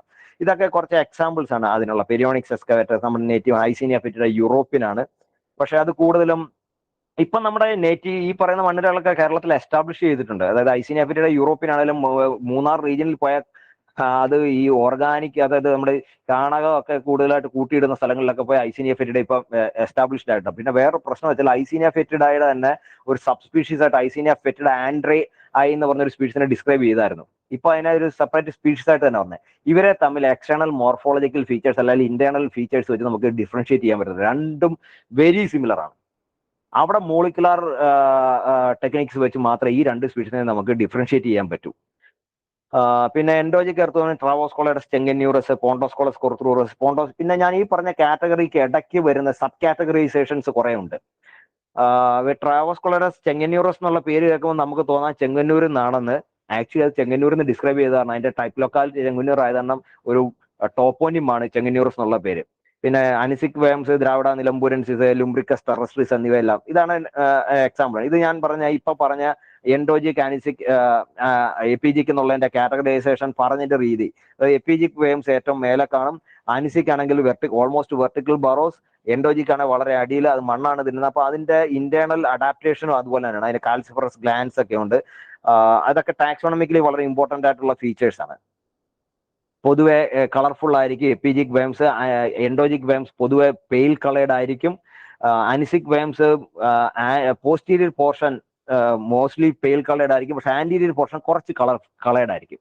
ഇതൊക്കെയാണ് ഇവർ തമ്മിലുള്ള മേജർ ഡിഫറൻസ്. പിന്നെ ബ്രീഡിങ് നോക്കിക്കഴിഞ്ഞാൽ ഞാൻ എപ്പിജിക് ഫാസ്റ്റ് ബ്രീഡിംഗ് ആണ്. അനിസിക്, എൻഡോജിക് മീഡിയം സൈസ് ഒക്കെ ഉള്ളൂ, എപ്പിജിക് ഷോർട്ട് ആയിരിക്കും. ആനിസിക് ഹ്യൂജ് സൈസ് ആയിരിക്കും, ഒത്തിരി ലോങ് ലിവ്ഡ് ആണ്. അത് കാരണം അതിന്റെ കൊക്കൂണിൽ നിന്ന് വരുന്ന മുട്ടയിൽ നിന്ന് ഒരു കുഞ്ഞൊക്കെ വെളി വരും. പക്ഷെ എപ്പിജിക്ക് അങ്ങനെയുള്ള മൾട്ടിപ്പിൾ ജനറേഷൻസ് ആയിരിക്കും ഒരൊറ്റ, ഒത്തിരി കുഞ്ഞുങ്ങളായിരിക്കും ഒറ്റ ഇതിൽ നിന്ന് വരുന്നത്. പിന്നെ ഇതിന്റെ എർത്തോം ചെയ്യുന്ന ഗുണങ്ങൾ എന്തൊക്കെയാണെന്ന് ചോദിച്ചു കഴിഞ്ഞാൽ ഭൂമിയിലെ എല്ലാ ജീവികൾക്കും ഗുണങ്ങളുണ്ട്. ഒരൊറ്റ ജീവിയും ഗുണങ്ങളില്ലാത്ത എനിക്ക് ചിലപ്പോൾ മനുഷ്യൻ മാത്രമേ കാണത്തുള്ളൂ. അങ്ങനെയും പറയാൻ പറ്റത്തില്ല. മനുഷ്യരുള്ള കാരണം ജീവിക്കുന്ന ചില ജീവജാലങ്ങളും ഉണ്ട്. സോയിൽ പ്രോപ്പർട്ടീസ് ആൻഡ് അതിന്റെ ഫെർട്ടിലിറ്റിയെ എൻഹാൻസ് ചെയ്യുന്നുണ്ട്. അതായത് സോയിലിന് അത് മിക്സ് ചെയ്യുന്നു, ഇതിന്റെ പോകുന്ന ബെറോസിൽ കൂടി വെള്ളം ഇൻഫിൽട്രേറ്റ് ചെയ്യാൻ സഹായിക്കുന്നു, അല്ലെങ്കിൽ എയറേഷൻ നടക്കുന്നു. അങ്ങനെ ഒത്തിരി കാര്യങ്ങൾ ഈ മണ്ണിരകൾ ചെയ്യുന്നുണ്ട്. ഇപ്പം ഇതിന്റെ കാസ്റ്റിലുള്ള ന്യൂട്രിയൻസ് ഇത് പെട്ടെന്ന് അബ്സോർബ് ചെയ്യാൻ പറ്റും. അങ്ങനെയുള്ള ഒത്തിരിയും കാര്യങ്ങൾ മണ്ണിരകൾ ചെയ്യുന്നുണ്ട്. അപ്പൊ അടുത്ത വരുന്ന വെച്ചാൽ ഈ എങ്ങനെയാണ് ഇതിന്റെ എയറേഷൻ ഇതൊക്കെ നടക്കുന്നത്. അപ്പോൾ ഒരു എക്സ്പെരിമെന്റ്, ഇത് നെറ്റിൽ നിന്നെടുത്തൊരു ഫോട്ടോയാണ്. ടോപ്പ് സോയിൽ എടുത്ത് ഏറ്റവും അടിയിലിട്ടു, അതിന് മേലത്തട്ടിൽ കുറെ സാൻഡ് ഇട്ടു, അതിന്റെ മേലെ കുറെ ഓർഗാനിക് മെറ്റീരിയൽ ഇട്ടിട്ട് 5 പോണ്ടോസ്കോളക്സ് എന്ന് പറഞ്ഞ എടുത്തവന് ഇൻട്രൊഡ്യൂസ് ചെയ്ത് 2 ആഴ്ച കഴിഞ്ഞപ്പോൾ ഈ ഓർഗാനിക് മെറ്റീരിയലും ഈ താഴത്തെ ടോപ്പ് സോയിലും അത് എവിടെയൊക്കെ കൊണ്ടുപോയി നോക്കുക. ഇതാണ് മണ്ണിരകൾ ചെയ്യുന്നത്. പക്ഷെ ഇത് മണ്ണിരകൾക്ക് ഇതേ അറിയത്തുള്ളൂ. പക്ഷെ ഇതേ ക്യാരക്ടേഴ്സ് ഇത് മണ്ണിരകൾ ഇല്ലാത്ത സ്ഥലത്ത് ഇതിനെ ഇൻട്രൊഡ്യൂസ് ചെയ്ത് ഈ പരിപാടി തന്നെ കാണിക്കും. പക്ഷെ അവിടെയുള്ള മറ്റ് ജീവജാലങ്ങൾക്ക് ഇത് ഹാംഫുള്ളും ആയിരിക്കും. പിന്നെ ഓർഗാനിക് വേസ്റ്റ് മാനേജ്മെന്റ്, നമ്മളിപ്പം വേർമി കമ്പോസ്റ്റിംഗ് ഉപയോഗിച്ചാൽ നമുക്ക് കെമിക്കൽ ഫെർട്ടിലൈസേഷന്റെ ഉപയോഗം കുറയ്ക്കാം. നല്ല പരിപാടിയാണ്. നമ്മൾ അത് കാരണം ഒത്തിരി അതിനെ പ്രോത്സാഹിപ്പിച്ചു. പക്ഷേ നമ്മൾ ഈ പ്രോത്സാഹിപ്പിക്കുന്ന സമയത്ത് നമ്മൾ അതിനുവേണ്ടി പ്രോത്സാഹിപ്പിക്കപ്പെട്ട സ്പീഷീസ് എന്ന് വെച്ച് കഴിഞ്ഞാൽ സൗത്ത് യൂറോപ്യൻ ഐസീനിയ ഫെറ്റിഡ, ആഫ്രിക്കൻ യൂട്രിലസ് യുജീനിസ് ഒക്കെയാണ് കൂടുതലും നമ്മൾ പ്രോത്സാഹിപ്പിച്ചത്. പക്ഷെ ഇതെല്ലാം ഇതിന്റെ കൊക്കൂണ് ഈവൻ കാടുകളിൽ വരെ ഇതിനെ കൊണ്ടിട്ടിട്ട് അവിടെയെല്ലാം ഇതായിട്ടുണ്ട്. നമ്മുടെ കേരളത്തിലൊക്കെ ഇപ്പം 1898 ഫെഡാർബ എന്ന് പറയുന്ന ഒരു ലേഡിയാണ് ബോംബെ നാച്ചുറൽ ഹിസ്റ്ററി സൊസൈറ്റിയിൽ ഒരു പേപ്പർ എഴുതി. അതിനകത്ത് യൂട്രിലസ് യുജീനിയെ കുറിച്ച് പറയുന്നുണ്ട്, ആഫ്രിക്കൻ. അതിനുശേഷം അതിനെക്കുറിച്ച് വലിയ വിവരമില്ലായിരുന്നു. പക്ഷെ നമ്മൾ ഒരു 1990s ശേഷം നോക്കിക്കഴിഞ്ഞാൽ യൂട്രിലസ് യുജീനി ഇപ്പൊ വൈഡ് സ്പ്രെഡ് എല്ലായിടത്തും. കാര്യം എന്താണെന്ന് വെച്ചാൽ നമ്മൾ ഈ പറഞ്ഞ പോലെ ഈ വെർമി കമ്പോസ്റ്റിങ്ങിനെ പ്രോത്സാഹിപ്പിച്ച് ഇത് എല്ലായിടത്തും എസ്റ്റാബ്ലിഷ് ആകാൻ പറ്റും. ഇത് എസ്റ്റാബ്ലിഷ് ആയ എന്ത് പറ്റുമെന്ന് ചോദിച്ചു കഴിഞ്ഞാൽ, ഓക്കെ, നമുക്കിപ്പോ സെന്ന മറ്റേ ഉണ്ടല്ലോ, ഇപ്പം വയനാട്ടിൽ വന്നിരുന്നത് സെന്ന വന്നിട്ടുള്ള പ്രശ്നങ്ങളെ കുറിച്ച് നമുക്കറിയാം. മറ്റു പല സ്പീഷീസിന്റെയും ഇൻവേസീവ് സ്പീഷീസ് എന്താ സംഭവിക്കുന്നത് അറിയാം. ഇപ്പൊ ഒരു ഇൻവേസീവ് ആയിട്ടുള്ള മണ്ണിര വന്നാൽ ഇതേപോലെ നമ്മുടെ നേറ്റീവ് സ്പീഷീസിന് പ്രശ്നം ഉണ്ടാകും. നേറ്റീവ് മണ്ണിരകൾക്ക് ഉറപ്പായിട്ടും കാണും അതേ ഇതിൽ വരുന്നത്. പക്ഷെ അല്ലാതെ മറ്റ് സ്പീഷീസുകളെ വരെ ഇത് ബാധിക്കാം. പക്ഷെ അതിനുള്ളൊരു ഡാറ്റ നമ്മുടെ കയ്യിലില്ല. അതിനെക്കുറിച്ചുള്ള അങ്ങനെ ഇക്കോളജിക്കൽ സ്റ്റഡീസ് ഒത്തിരി നടക്കേണ്ടിയിരിക്കുന്നു. വേമി കമ്പോഷൻ കുറച്ചൊക്കെ, പിന്നെ പെരിയോണിക്സ് എക്സ്കവേറ്റർ, പെരിയോണിക്സ് സൈലാനൻസിസ് ശ്രീലങ്കയിൽ നിന്നാണ് അതിനെ ഡിസ്ക്രൈബ് ചെയ്തത് 1903 പക്ഷെ അത് ഇന്ത്യയിലുണ്ട്, കാര്യം ഇത് ഇന്ത്യൻ ജീനസ് ആണത്. പിന്നെ ഇന്ത്യ കുറെ സ്ഥലങ്ങൾ, പിന്നെ സാൻസിബാറിക്കസ്, പെരിയോണിക് സാൻസിബാറിക്കസ്, പേര് സൂചിപ്പിക്കുന്ന പോലെ സാൻസിബാർ ഐലൻഡിൽ നിന്നാണ് അതിനെ ഡിസ്ക്രൈബ് ചെയ്തത്, പക്ഷെ അത് ഇന്ത്യൻ സ്പീഷീസാണ്. അത് ലാംബിറ്റോ മൗറീഷ്യസിൽ നിന്നാണ് ഡിസ്ക്രൈബ് ചെയ്തത്. ലാംബിറ്റോ നമ്മുടെ വെസ്റ്റേൺ ഘാട്ട് ഒറിജിൻ ആണ്. നമ്മുടെ കാർഡമം ഹിൽസ്, പളനി ഹിൽസ്, ഈ പ്രദേശത്താണ് ഇത് അതിന്റെ ഉത്ഭവം. ഏതാണ്ട് 9 സ്പീഷീസ് ഈ ജീനസിലുണ്ട്. ഈ ജീനസിലെ 8 എണ്ണവും നമ്മുടെ ഈ ഭാഗത്ത് മാത്രമല്ല, ഒരെണ്ണം മാത്രം വേൾഡ് വൈഡ് ഡിസ്ട്രിബ്യൂഷൻ ആണ്. കേരളത്തിലെ അതിന്റെ ഡിസ്ട്രിബ്യൂഷൻ രസമാണ്. ഈ പറയുന്ന കാർഡമം ഹിൽസിലൊക്കെ പോയ കാട്ടിലും പുൽമേട്ടിലും നമുക്ക് ഇതിനെ കിട്ടും. പക്ഷെ മിഡ് ആൾട്ടിറ്റ്യൂഡിലോട്ട് വന്ന, കേരളത്തിന് നമുക്ക് 3ആയിട്ട് തിരിക്കാമല്ലോ, coastal, mid, higher altitude. Higher altitude ഈ പറഞ്ഞ കാർഡമം ഹിൽ റേഞ്ചിലൊക്കെ ഗ്രാസ് ലാൻഡിൽ കിട്ടും. പക്ഷെ അത് കഴിഞ്ഞ് മിഡ് ആൾട്ടിറ്റ്യൂഡിൽ അതിനെ അത്ര കിട്ടാറില്ല, അപൂർവം കേസിൽ മാത്രമേ കിട്ടിയിട്ടുള്ളൂ. പക്ഷെ കോസ്റ്റൽ ഏരിയയിലോട്ട് വന്നാൽ നമ്മുടെ ഈ പൊരിമണലിലുള്ളിടത്ത് എല്ലായിടത്തും ഉള്ള 3 സ്പീഷീസുകളിൽ ഒന്നാണിത്, ഈ ലാംബിറ്റോ മൗറീഷി എന്ന് പറയുന്നത്. അടുത്തതിലേക്ക് ലാൻഡ് ഇംപ്രൂവ്മെന്റ്. ഇപ്പൊ ലാൻഡ് ഇംപ്രൂവ് എന്ന് വെച്ചാൽ ഈ UP-ലോട്ടൊക്കെ പോയി കഴിഞ്ഞാൽ ഉത്തർപ്രദേശ് ഊഷർ നിഗാം ലിമിറ്റഡ് എന്നൊക്കെ പറഞ്ഞ വലിയ ലാൻഡ് ഏരിയാസ് ഉണ്ട്. കാര്യം അവിടെയൊക്കെ ഒത്തിരി നമ്മൾ ഇന്ത്യയുടെ ഗ്രാനറി എന്ന് പറയാൻ പറ്റുന്ന സ്ഥലങ്ങളിലൊന്നാണ് ഇൻഡോ ഗാൻജറ്റിക് പ്ലെയിൻ, സിന്ധു നദീതട അല്ലെങ്കിൽ ഗാൻജറ്റിക് സമതലങ്ങൾ. അപ്പൊ അവിടെയൊക്കെ ചില സ്ഥലങ്ങൾ ഈ സോൾട്ട് കണ്ടന്റ് കൂടിയിട്ട് വെളുത്ത് കിടക്കും, ഒന്നും കൃഷി ചെയ്യാൻ പറ്റാത്ത അങ്ങനെയുള്ള സ്ഥലങ്ങളെ റീക്ലെയിം ചെയ്യാൻ ഉപയോഗിക്കുന്നുണ്ട്. അപ്പം ഡോക്ടർ സുൽത്താൻ അഹമ്മദ് ഇസ്മായിൽ എന്ന് പറയുന്നത് നമ്മുടെ ചെന്നൈയിലുള്ള ഒരു സാറിന്, അദ്ദേഹത്തിന് അവിടെ പ്രോജക്റ്റുകളുണ്ട്. അദ്ദേഹം ഈ മണ്ണിരകളെ ഇൻട്രൊഡ്യൂസ് ചെയ്തിട്ട് ആ മണ്ണിനെ റിക്കവർ ചെയ്യുന്ന പരിപാടി. ഇതൊരു നമ്മുടെ ഷെയ്ഖൽ മുടി ഒരു സ്റ്റഡിയാണ്.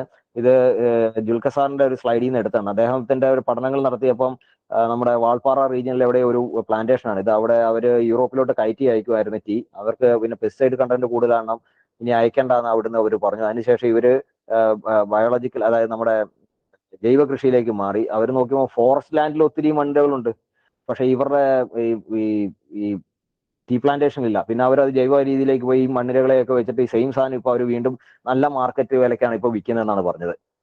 പക്ഷേ ഈ ഒരു ചേഞ്ച് കുറെ ടൈം എടുക്കും. പിന്നെ ബയോ റെമഡിയേഷൻ, നമുക്കറിയാം ഫൈറ്റോ റെമഡിയേഷൻ ഉണ്ട്, ഫൈക്കോ റെമഡിയേഷൻ ഉണ്ട്, പക്ഷേ സൂ റെമഡിയേഷനും ഉണ്ട്. അതായത് മണ്ണിരകളെ ഈ ടോക്സിക് മെറ്റൽസ് ഒക്കെ റിമൂവ് ചെയ്യാനായിട്ട് മണ്ണിരകളെ ഇൻട്രൊഡ്യൂസ് ചെയ്തിട്ട് ആ മണ്ണിരകളെ പിന്നെ ഹാർവെസ്റ്റ് ചെയ്ത് അതിൽ നിന്ന് നമ്മുടെ ഈ ടോക്സിക് മെറ്റൽസ് മാറ്റുക, അങ്ങനെയുള്ള പരിപാടികളുണ്ട്. പക്ഷേ നമുക്ക് വാട്ടർ പൊല്യൂഷൻ കുറച്ച് നാൾ പൊല്യൂട്ടഡ് ആയി കഴിഞ്ഞാൽ കുറച്ച് സമയം എടുക്കും അതൊന്ന് റെഡിയായി വരാൻ. എയർ പൊല്യൂട്ടഡ് ആയി കഴിഞ്ഞാൽ കുറച്ച് നാളുകൾ കൊണ്ട് പെട്ടെന്ന് വായു സംക്രമണം നടക്കുന്നതാണ്, പെട്ടെന്ന് അത് മാറും. പക്ഷെ സോയിൽ പൊല്യൂട്ടഡ് ആയി കഴിഞ്ഞാൽ it's not that easy, years എടുക്കും അത് ശരിയായി വരാം. ഇപ്പോഴും നമ്മൾ സെക്കൻഡ് വേൾഡ് വാറിൽ ജർമ്മനിയിലൊക്കെ വന്നിട്ടുള്ള ബോംബിന്റെ ഒക്കെ അംശങ്ങൾ കണ്ട അവിടുത്തെ മണ്ണുകൾ റെഡി. ഇപ്പോഴും അവിടുത്തെ വലിയൊരു ഇതാന്ന് പറഞ്ഞാൽ ഒരു പുസ്തകം വായിച്ചപ്പോൾ അതിനകത്ത് എഴുതിയിരിക്കുന്ന മണ്ണ് ഇപ്പോഴും ക്ലീൻ ചെയ്യുന്ന പരിപാടി അവിടുത്തെ വലിയൊരു ഇൻഡസ്ട്രി ആണെന്നാണ് പറഞ്ഞത് ആ പുസ്തക പ്രകാരം. പിന്നെ ഗ്ലോബൽ വാർമിംഗ് മിറ്റിഗേഷന് വളരെയധികം ഹെൽപ്പ് ചെയ്യുന്ന ഒരു സാധനമാണ് മണ്ണിരകൾ. കാര്യം ഈ ഇലകളൊക്കെ കൊണ്ട് മണ്ണിനടിയിൽ വെച്ച് ഫിക്സ് ചെയ്യും. ഇന്നിപ്പം ഗ്ലോബൽ വാർമിങ്ങിനെ കൂടാനുള്ള ഒരു മെയിൻ റീസൺ നമ്മൾ ഫോസിൽ ഫ്യൂയിൽസ് കത്തിക്കുന്നത്. ഏതോ കാലത്ത് പെർമിയൻ കാലഘട്ടത്തിൽ, അതായത് ഭൂമിക്കടിയിൽ കോളായിട്ടൊക്കെ ഡിപ്പോസിറ്റ് ചെയ്യപ്പെട്ടിരിക്കുന്ന ആ കാർബണെ നമ്മളെടുത്ത് കത്തിച്ച് വെളിയിലിടും. It's A cycle. അപ്പൊ ഇപ്പൊ നമ്മളത് കത്തിച്ച് വെളിയിൽ വിടുന്നു, അത് ഭൂമിയിൽ കാർബൺ ഡയോക്സൈഡിന്റെ കൂടെ ഗ്ലോബൽ വാർമിംഗ് കൂടാം. ഒരു കാലത്ത് ഈ ഓക്സിജൻ തന്നെ ഈ ഭൂമിയിൽ ഒരു ടോക്സിക് സബ്സ്റ്റൻസ് ആയിരുന്നല്ലോ. അത്രയും നാൾ ജീവിച്ചിരുന്ന അനൈറോബിക് ബാക്ടീരിയകൾക്ക് പിന്നെ ഇവിടെ ജീവിക്കാൻ പറ്റാതായി. ഇന്നിപ്പം ഓക്സിജന്റെ അളവ് ഇല്ലാത്ത സ്ഥലങ്ങളിലാണ് അത്തരം ബാക്ടീരിയകൾ ജീവിക്കുന്നത്. പിന്നെ അന്നേരം ഓക്സിജൻ വെച്ച് ജീവിക്കാൻ പറ്റുന്ന ജീവജാലങ്ങൾ ഇവോൾവ് ചെയ്തു വന്നു. അതേപോലെയാണ് ഈ ഭൂമിയിൽ എപ്പോഴും അങ്ങനെയാണ്. കാര്യം ഒരു ടോക്സിക് ഒരു സബ്സ്റ്റൻസ് വന്നാൽ പിന്നെ അതിനെ യൂട്ടിലൈസ് ചെയ്യുന്ന കുറെ ജീവജാലങ്ങൾ വരും. പക്ഷെ ഇപ്പം നമ്മൾ പഴയ കാലത്തെ കാർബൺ കത്തിച്ച് ഇപ്പം വീണ്ടും കാർബൺ എമൗണ്ട് കൂട്ടിക്കൊണ്ടിരിക്കുന്നു. പിന്നെ ഫോക്ക് ആൻഡ് ട്രഡീഷണൽ മെഡിസിൻസിൽ ഈ പറയുന്ന പോലെ ഉള്ള പല കാര്യങ്ങൾക്കും നമ്മൾ മണ്ണിരകളെ ഉപയോഗിക്കാറുണ്ട്. പണ്ട് ഞങ്ങളുടെ യൂണിവേഴ്സിറ്റി ഒരു സെമിനാർ നടത്തിയപ്പം സിദ്ധവൈദ്യത്തെ കുറിച്ച് പറഞ്ഞു. അപ്പൊ അവര് തിരുവനന്തപുരം സൈഡിലോട്ടാണല്ലോ, തമിഴ്നാട് തെക്കൻ സൈഡിലാണ് കൂടുതൽ സിദ്ധവൈദ്യന്മാരുള്ളത്. അപ്പൊ അവര് ചെമ്പ് നിർമ്മിക്കാനായിട്ട് ചെമ്മണ്ണിൽ നിന്നുള്ള മണ്ണിരയെ പിടിച്ചിട്ട് പ്രോസസ്സ് ചെയ്താണ് അവർ ചെമ്പ് ഉണ്ടാക്കുന്നത്, ഈ മെഡിസിന് വേണ്ട സംഭവം. ചെമ്പെന്നാണ് അതിന് പറയുന്നത്. പക്ഷെ നമ്മുടെ ഒരു രസം എന്ന് വെച്ചാൽ കേരളത്തിലെ മജോറിറ്റി ഏരിയയിലും നമുക്ക് ലാറ്ററൈറ്റിക് മണ്ണാണ്. ഈ ലാറ്ററൈറ്റിക് മണ്ണിൽ പല ഏരിയയിലും പലതരം മണ്ണിരകളാണ്. അപ്പൊ ഏത് മണ്ണിരയിൽ നിന്നാണെന്ന് ചോദിച്ചാൽ സ്പെസിഫിക് ചോദിച്ചാൽ നമുക്ക് ആൻസർ ഇല്ല. അതാ അവർ യൂസ് ചെയ്യുന്ന മണ്ണിരയെ കണ്ടുപിടിച്ച് അത് ഏതാണെന്ന് നമുക്ക് ഐഡന്റിഫൈ ചെയ്താൽ മാത്രമേ പറയാൻ പറ്റൂ. എല്ലാ മണ്ണിരകൾക്കും ഈ മെഡിസിനൽ പ്രോപ്പർട്ടി ഉണ്ടോ നമുക്കറിയില്ല. പക്ഷെ വേറൊരു കാര്യമുണ്ട്, ഈ ഇന്നിപ്പോൾ മണ്ണിരകളുടെ എൻസൈംസും പ്രോട്ടീൻസും വെച്ചിട്ട് മോഡേൺ മെഡിസിൻസ് തന്നെ ഉണ്ടാക്കി തുടങ്ങിയിട്ടുണ്ട്. ക്യാൻസറിന്റെ വേണ്ടിയുള്ള ഒത്തിരി റിസർച്ചുകൾ ഇതിൽ നടക്കുന്നു. ഇപ്പൊ ചൈനക്കാരും ജപ്പാൻകാരും ഒക്കെ ഓൾറെഡി ഒത്തിരി മെഡിസിൻസ് ഇത് ഉണ്ടാക്കാൻ തുടങ്ങിയിട്ടുണ്ട്. അവര് ചിലതൊക്കെ കാനഡയിൽ നിന്നൊക്കെ അവരിപ്പം മാർക്കറ്റിംഗ് ചെയ്യാൻ തുടങ്ങിയിട്ടുണ്ട്, അവര് എൻസൈംസിൽ നിന്നൊക്കെ വെച്ചിട്ട്. അപ്പൊ നമുക്കൊരു പൊട്ടൻഷ്യൽ ഉണ്ട്. കാര്യം ലോകത്തെ ഏറ്റവും കൂടുതൽ മണ്ണിരകളുള്ള രാജ്യങ്ങളിൽ ഒന്നാണ് ഇന്ത്യ. അപ്പൊ നമുക്ക് പ്രത്യേകിച്ചും വെസ്റ്റേൺ ഘാട്സ്, നമ്മുടെ വെസ്റ്റേൺ ഘാട്സിലാണ്. അപ്പം നമുക്കും ഇതുപോലെ ചെയ്യാം. പക്ഷേ ഇത് ഇങ്ങനെ അതിന്റെ ഒരു കൊമേഴ്സ്യൽ ആസ്പെക്റ്റിൽ ചെയ്യുന്നവരെ ആരും ഇതുവരെയായിട്ട് നമ്മുടെ ഇന്ത്യയിലില്ല. പിന്നെ ആസ് യൂഷ്വൽ മണ്ണിരകളെ പൊടിച്ച് നമ്മൾ വളർത്തുന്ന പക്ഷികൾക്കും മത്സ്യങ്ങൾക്കും ആംഫീബിയൻസിനും എല്ലാം ഫുഡായിട്ട് കൊടുക്കാം. കാറ്റിൽ ഫീഡിനൊക്കെ വേണ്ടി മണ്ണിരകളെ വളർത്തുന്നുണ്ട്. റിക്രിയേഷണൽ ചൂണ്ടയിടാൻ വേണ്ടി പല രാജ്യങ്ങളിലും മണ്ണിരകളെ വളർത്തുന്നുണ്ട് ആൾക്കാർ. പിന്നെ ഇത് ഇത്രയാണ് മണ്ണിരകളുടെ ഇമ്പോർട്ടൻസ്. മണ്ണിര എന്താന്ന് പറഞ്ഞു, മണ്ണിരകളുടെ ഇമ്പോർട്ടൻസ് എന്താന്ന് പറഞ്ഞു. നമ്മൾ അടുത്ത ടോപ്പിക്കിലേക്കാണ് ഡൈവേഴ്സിറ്റി. 2023 മിസ്രിയോഗ്ലു എന്ന് പറയുന്ന ഒരു തുർക്കി വംശജനായിരുന്നു. ഇദ്ദേഹം ഒരു പേപ്പർ പബ്ലിഷ് ചെയ്തു. ഇവരും കൂട്ടരും 5738 സ്പീഷീസ് ആണ് അന്ന് അവർ ലിസ്റ്റ് ചെയ്തത്. ആ ലിസ്റ്റ് നമുക്ക് എക്സൽ ആയിട്ടും ഡൗൺലോഡ് ചെയ്യാം. പക്ഷെ ഇതിനകത്തും കുറെ സിനോണിംസ് കടന്നുകൂടിയിട്ടുണ്ട്, വാലിഡ് അല്ലാത്ത സിനോണിമായിട്ടുള്ള കുറെ സ്പീഷീസ്. അപ്പൊ ഈ 5738 എന്നുള്ളത് തെറ്റായിട്ടൊരു കണക്കായിട്ടെന്ന് പറയാം. പക്ഷെ 2022 തന്നെ ഈ കക്ഷി മരിച്ചു പോയിരുന്നു. വളരെ യങ് ഏജിൽ തന്നെയാണ് ഇദ്ദേഹം മരിച്ചത്. അപ്പൊ അദ്ദേഹത്തിന്റെ കൊളീഗ്സ് അദ്ദേഹത്തിന്റെ മരണശേഷമാണ് ഇത് പുള്ളി തന്നെ ഫസ്റ്റ് ഓതർ ആയിക്കൊണ്ട് അത് സബ്മിറ്റ് ചെയ്ത് പബ്ലിഷ് ആയി വന്നത്. സൂട്ടാക്സിലാണ് ഈ പേപ്പർ പബ്ലിഷ് ആയത്. പക്ഷേ ഇപ്പോൾ നവംബർ ഡിസംബർ ബ്ലൈക്ക് മോർ സൂക്കീസിൽ പബ്ലിഷ് ചെയ്യുന്ന 7000 സ്പീഷീസ് ആണ് വേൾഡ് വൈഡ് പറയുന്നത്. അതേപോലെ ഡക്കായൻസ് കൂട്ടരും കഴിഞ്ഞ വർഷം ഒരു പേപ്പറിന്റെ ഇത് വെബ്സൈറ്റിൽ അപ്ലോഡ് ചെയ്തിട്ടുണ്ടായിരുന്നു. ആ പേപ്പർ പ്രകാരം പറയുന്നത് 30,000 to 35,000 ആണ് എസ്റ്റിമേറ്റഡ് വേൾഡ് സ്പീഷീസ് ഡൈവേഴ്സിറ്റി എന്ന് പറയുന്നത് മണ്ണിരകളിൽ. നമുക്കറിയാൻ പറ്റുന്നത് അറൌണ്ട് 7,000 സ്പീഷീസിന് മാത്രമേ ഉള്ളൂ. അതായത് ദാറ്റ് മീൻസ് അറൌണ്ട് 20% മാത്രമേ നമ്മളിപ്പോൾ മണ്ണിരകളെ ഐഡന്റിഫൈ ചെയ്തിട്ട്, ബാക്കി 80% ഇനി ഐഡന്റിഫൈ ചെയ്യാൻ കിടക്കുകയാണ്. അങ്ങനെ തോന്നുമ്പോൾ നമുക്ക് ആദ്യത്തെ ഇപ്പം ഇന്നത്തെ നമ്മൾ ഫോളോ ചെയ്യുന്നത് ലിനേഴ്സ് സ്റ്റാർട്ട് ചെയ്ത സയന്റിഫിക് നെയിം രീതിയാണ്, സിസ്റ്റമാറ്റിക്സ് ആണ് നമ്മൾ ഇന്ന് ഫോളോ ചെയ്യുന്നത്. അതിന് മുമ്പ് സയന്റിഫിക് നെയിം ഉണ്ടാകുന്ന വെച്ചാൽ ഞാൻ പ്രത്യേകിച്ച് പറയണ്ടല്ലോ, അതിന് മുമ്പ് സയന്റിഫിക് നെയിംസ് ഉണ്ട്, പക്ഷേ ഈ രീതിയിലല്ല. അന്ന് ലാറ്റിൻ ഒരു ഡെഡ് ലാംഗ്വേജ്, ഒരു സ്പീഷീസിന്റെ സയന്റിഫിക് നെയിം ഒരു പാരഗ്രാഫ് ഒക്കെ, സയന്റിഫിക് നെയിം എന്ന രീതിയിൽ ഒരു പാരഗ്രാഫ് ഒക്കെയാണ് അവർ എഴുതിക്കൊണ്ടത്. അതൊന്നും നമുക്ക് ഓർത്തു വെക്കാൻ പറ്റില്ല. അതിനേരെ അത് അറുതി വരുത്തിക്കൊണ്ടാണ് ലിനേഴ്സ് ഒരു സിസ്റ്റം കൊണ്ടുവന്നത്, ബൈനോമിയൽ നോമൻക്ലേച്ചർ, പിന്നെ ട്രൈനോമിയൽ നോമൻക്ലേച്ചറും ഉണ്ട്, സബ്സ്പീഷീസ് കോൺസെപ്റ്റ്. അപ്പൊ അങ്ങനെ അദ്ദേഹം 1758 ഇന്നത്തെ സയൻസിൽ നമ്മൾ യൂസ് ചെയ്യുന്ന മണ്ണിരകൾക്ക് പേര് കൊടുത്ത ലുംബ്രിക്കസ് ടെറസ്ട്രിയസ്. ഇപ്പൊ ലാറ്റിൻ ലാംഗ്വേജിൽ ലുംബ്രിക്കസ് എന്ന് വെച്ച് കഴിഞ്ഞാൽ ഈ ലൊംബ്രിസൈൻ അതൊക്കെ വെച്ചിട്ടാണ് മണ്ണിര എന്നുള്ള അർത്ഥത്തിലാണ് അത് വരുന്നത്. അപ്പൊ മണ്ണിൽ കാണുന്ന മണ്ണിര എന്നുള്ള പേരിലാണ് ലുംബ്രിക്കസ് ടെറസ്ട്രിയസ് എന്നുള്ള പുള്ളി പേര് കൊടുത്തതാണ്. അപ്പൊ നമുക്ക് ഊഹിക്കാം ലുംബ്രിക്കസ് മറൈനസ് എന്നും പുള്ളി പേര് കൊടുത്തിട്ടുണ്ടാകും. പുള്ളി ലുംബ്രിക്കസ് മാരിനസ് എന്നും പറഞ്ഞ ഒരു സ്പീഷീസിന് പേര് കൊടുത്തു. പക്ഷെ അത് മണ്ണിര ആയിരുന്നില്ല, അത് പോളിക്കീറ്റ് വേമായിരുന്നു. കടല് മണ്ണ്. ഇപ്പൊ നമുക്ക് ഈ അനിലിടയിലുള്ള ബഹുഭൂരിപക്ഷവും പോളിക്കീറ്റ് ഗ്രൂപ്പാണ്. അത് കൂടുതലും മറൈൻ കണ്ടീഷൻ, കുറച്ചൊക്കെ എസ്റ്റുറൈൻ കണ്ടീഷനിലും വരുന്നുണ്ട്. അപ്പൊ മറൈൻ കണ്ടീഷൻ ജീവിക്കുന്ന പോളിക്കീറ്റ് വേംസ് മണ്ണിരെ പോലല്ല, അതിന് കൂടുതൽ കൈയല്ല, ഈ CT ഒക്കെ ഫോർമേഷൻ ഒക്കെ വേറെ രീതിയിലൊക്കെ ആയിട്ടുണ്ട്. കുറെ പ്രിഡേറ്ററി വേംസും ഉണ്ട്. പക്ഷെ മണ്ണിരകളിൽ പ്രിഡേറ്ററി വേംസ് ഉണ്ടോ എന്ന് ചോദിച്ചാൽ ഉണ്ട്. ഒരു ജീനസ് അഗാസ്ട്രോഡിലസ് എന്ന് പറഞ്ഞാൽ അതിന് ഗിസാഡ് ഇല്ല. അത് വേറെ മണ്ണിരകളെയാണ് കഴിയുന്നത്. അത് ആഫ്രിക്കയിലാണ് ആ സ്പീഷീസ്. ആ അഗാസ്ട്രോഡ്രില്ലസിൽ 4 സ്പീഷീസ് മാത്രമേ ഉള്ളൂ. ബാക്കിയുള്ള ഈ 7000 സ്പീഷീസിൽ ബാക്കിയുള്ള എല്ലാ സ്പീഷീസുകളും നമ്മൾ മുമ്പേ പറഞ്ഞ രീതിയിലുള്ള ആഹാരങ്ങൾ മാത്രം കഴിക്കുന്ന ജീവികളാണ്. ഇതൊരു പഴയ ഒരു ഗ്രാഫാണ്, കാര്യം പറയാൻ വേണ്ടി മാത്രം വെച്ചിട്ടുള്ള കാര്യം. ഇത് ജുൽഖർ സാറിന്റെ ഒരു സ്ലൈഡിൽ നിന്ന് ഞാൻ എടുത്താണ്. ഇതിനകത്ത് നമുക്ക് നോക്കിയാൽ ലോകത്തിലെ ഏറ്റവും കൂടുതൽ സ്പീഷീസ് ഉള്ള ഓസ്ട്രേലിയയിലാണ്.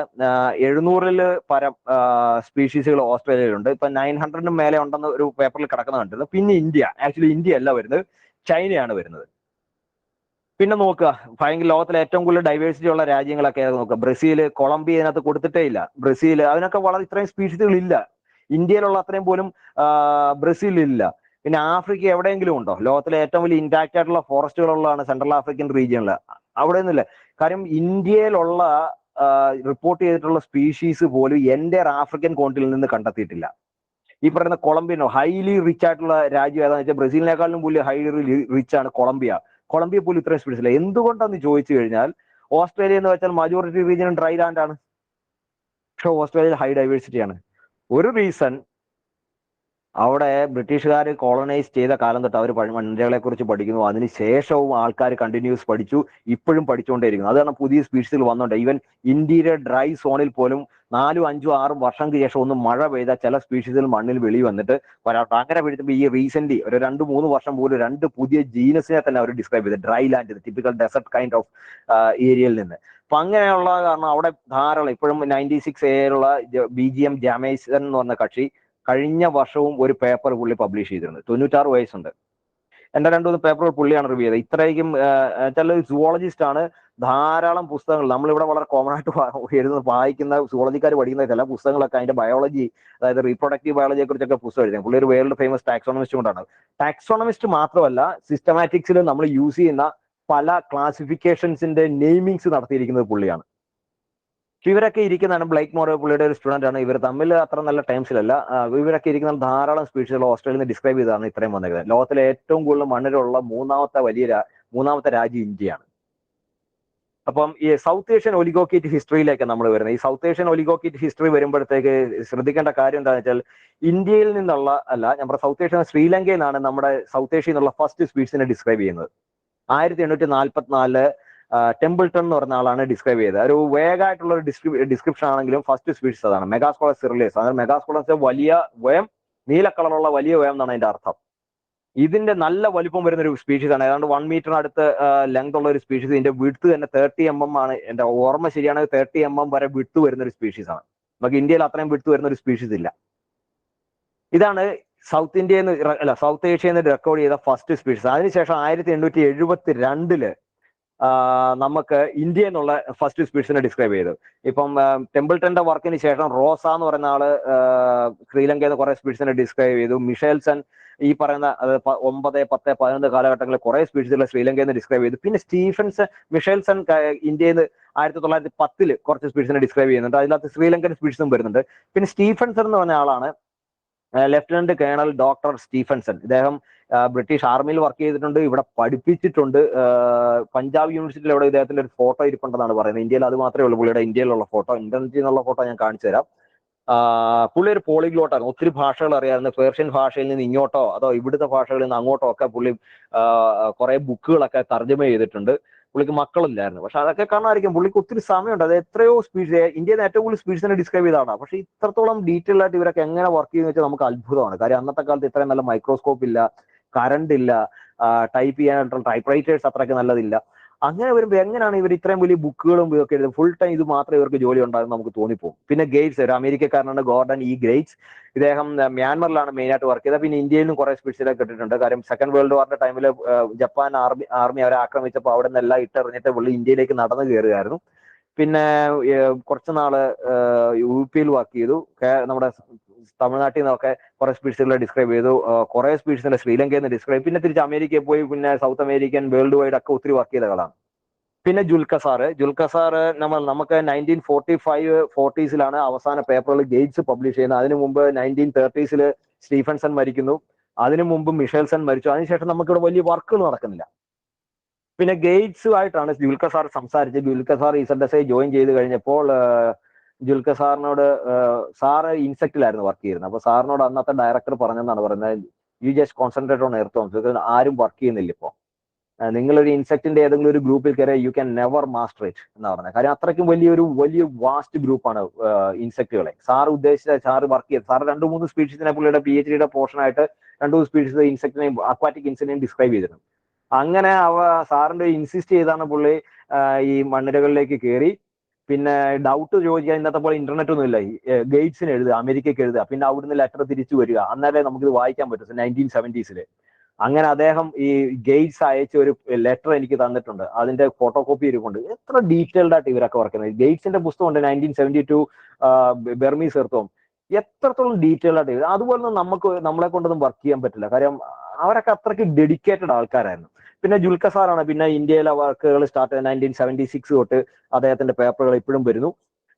പിന്നെ നമ്മളൊരു ടൈം കാറ്റഗറി വെച്ചിട്ട് നമ്മൾ നോക്കുകയാണെന്നുണ്ടെങ്കിൽ ഇന്ത്യയിൽ നിന്നല്ല സൗത്ത് ഏഷ്യ എന്നുള്ള ഫസ്റ്റ് സ്പീഷീസ് 1826 to 50 ആ 25 ഗ്യാപ്പിൽ ഒരു സ്പീഷീസേ ഉള്ളായിരുന്നു ഡിസ്ക്രൈബ് ചെയ്യുന്നത്. അത് 55-75 കാറ്റഗറിയിലേക്ക് 6 ആയി. നോക്കി അറിയാം 1901-25 ടൈമിലാണ് ഇന്ത്യയിൽ നിന്ന് ഏറ്റവും കൂടുതൽ സ്പീഷീസ് അല്ലെങ്കിൽ സൗത്ത് ഏഷ്യയിൽ നിന്ന് ഏറ്റവും കൂടുതൽ ഈ സ്പീഷീസ് ഡിസ്ക്രൈബ് ചെയ്തത്. 220ഓളം സ്പീഷീസുകൾ ആ ടൈമിലാണ് ഡിസ്ക്രൈബ് ചെയ്യുന്നത്. പക്ഷെ ഈ നൂറ്റാണ്ട് നോക്കിക്കഴിഞ്ഞാലും ഒരു 65ഓളം സ്പീഷീസിനെ നമുക്ക് ഇപ്പൊ ഡിസ്ക്രൈബ് ചെയ്തിട്ടുണ്ട്. ഇവരൊക്കെയാണ് നമ്മുടെ നെറ്റിൽ നിന്നൊക്കെ എടുത്ത ഫോട്ടോകൾ തന്നെയാണ്. ഇന്ത്യയിൽ നിന്ന് ഡിസ്ക്രൈബ് ചെയ്യും, ഇവരെല്ലാവരും ഒന്നും ഇന്ത്യയിൽ വന്നിട്ടില്ല, പക്ഷെ ഇന്ത്യയിൽ നിന്ന് ഡിസ്ക്രൈബ് ചെയ്തിട്ടുള്ള സ്പീഷീസുകൾ ഡിസ്ക്രൈബ് ചെയ്തിട്ടുള്ള ആൾക്ക് അതിനകത്ത് പെറിയർ എന്ന് പറഞ്ഞ ആൾക്കാർ 1872 ഒരു പേപ്പർ പബ്ലിഷ് ചെയ്തു. അതിനകത്ത് നമ്മുടെ മോണലിഗാസ്റ്റർ ദശായസായി എന്ന് പറഞ്ഞ ഒരു സ്പീഷീസിനെ ഡിസ്ക്രൈബ് ചെയ്തിട്ടുണ്ട്. അദ്ദേഹം അതിന്റെ ടൈപ്പ് ലൊക്കാലിറ്റി ശ്രീലങ്ക എന്നാണ് ഇട്ടിരുന്നത്. ആക്ച്വലി അതിനുശേഷം റീസെന്റ് ഞാൻ എഴുതി 2-3 പേപ്പറിൽ പറഞ്ഞു അത് ശ്രീലങ്ക അല്ല, ടൈപ്പ് ലൊക്കാലിറ്റി കേരളമാണ്. കേരള സദേൺ കേരള വെസ്റ്റേൺ ഗാട്സ് എവിടെയാണ്. കാര്യം എന്താണെന്ന് വെച്ചാൽ ഈ ദ്രാവിഡ എന്ന് പറഞ്ഞ ജീൻസിൽ നിന്ന് ഇവോൾവ് ചെയ്ത് വന്ന ജീനസ് ആണ് മോണലിഗാസ്റ്റർ. ഈ ശ്രീലങ്കയിൽ നിന്ന് ഒത്തിരി സ്പീഷീസ് മെഗാസ്കോളക്സിന് ഓട്ടോസ്കോളക്സിനെ ഡിസ്ക്രൈബ് ചെയ്തിട്ടുണ്ട്. പക്ഷേ ദ്രാവിഡ 2 ദ്രാവിഡ സ്പീഷീസേ ഉള്ളൂ. ഈ ദ്രാവിഡയിൽ നിന്നാണ് മോണലിഗാസ്റ്റർ വന്നിരിക്കുന്നത്. അങ്ങനെ വരുമ്പോൾ മോണലിഗാസ്റ്റർ ധാരാളം ദ്രാവിഡ ശ്രീലങ്കയിൽ വരണം, അങ്ങനെയാണെങ്കിൽ മോണലിഗാസ്റ്റർ ആണ്. പക്ഷെ ദ്രാവിഡ 2 സ്പീഷീസ് ഉള്ളൂ. അത് ഇറ്റ് സെൽഫ് ചിലപ്പോൾ അവിടെ ഇൻട്രൊഡ്യൂസ് ചെയ്യപ്പെട്ടതായിരിക്കാം.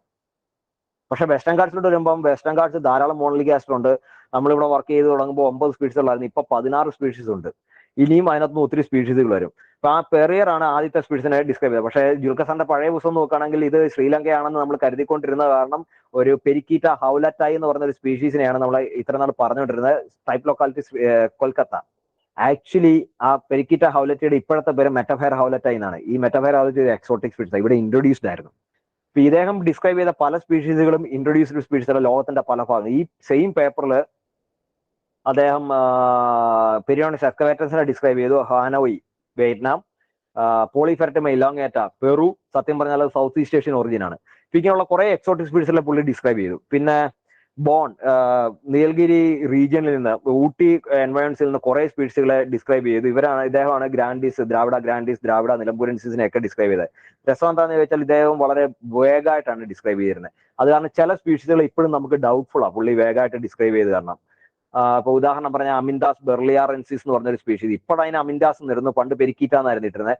അദ്ദേഹം വിട്ടിരുന്ന അതിന്റെ ടൈപ്പ് സ്പെസിഫിൻ ഇപ്പോഴും BMNH ഉണ്ട്, നാച്ചുറൽ ഹിസ്റ്ററി മ്യൂസിയത്തിലുണ്ട്. പക്ഷെ അത് നമുക്ക് യൂസ് ചെയ്യാൻ പറ്റത്തില്ല, അത്രയ്ക്കും അത് കൊള്ളാതായിരിക്കുകയാണ്.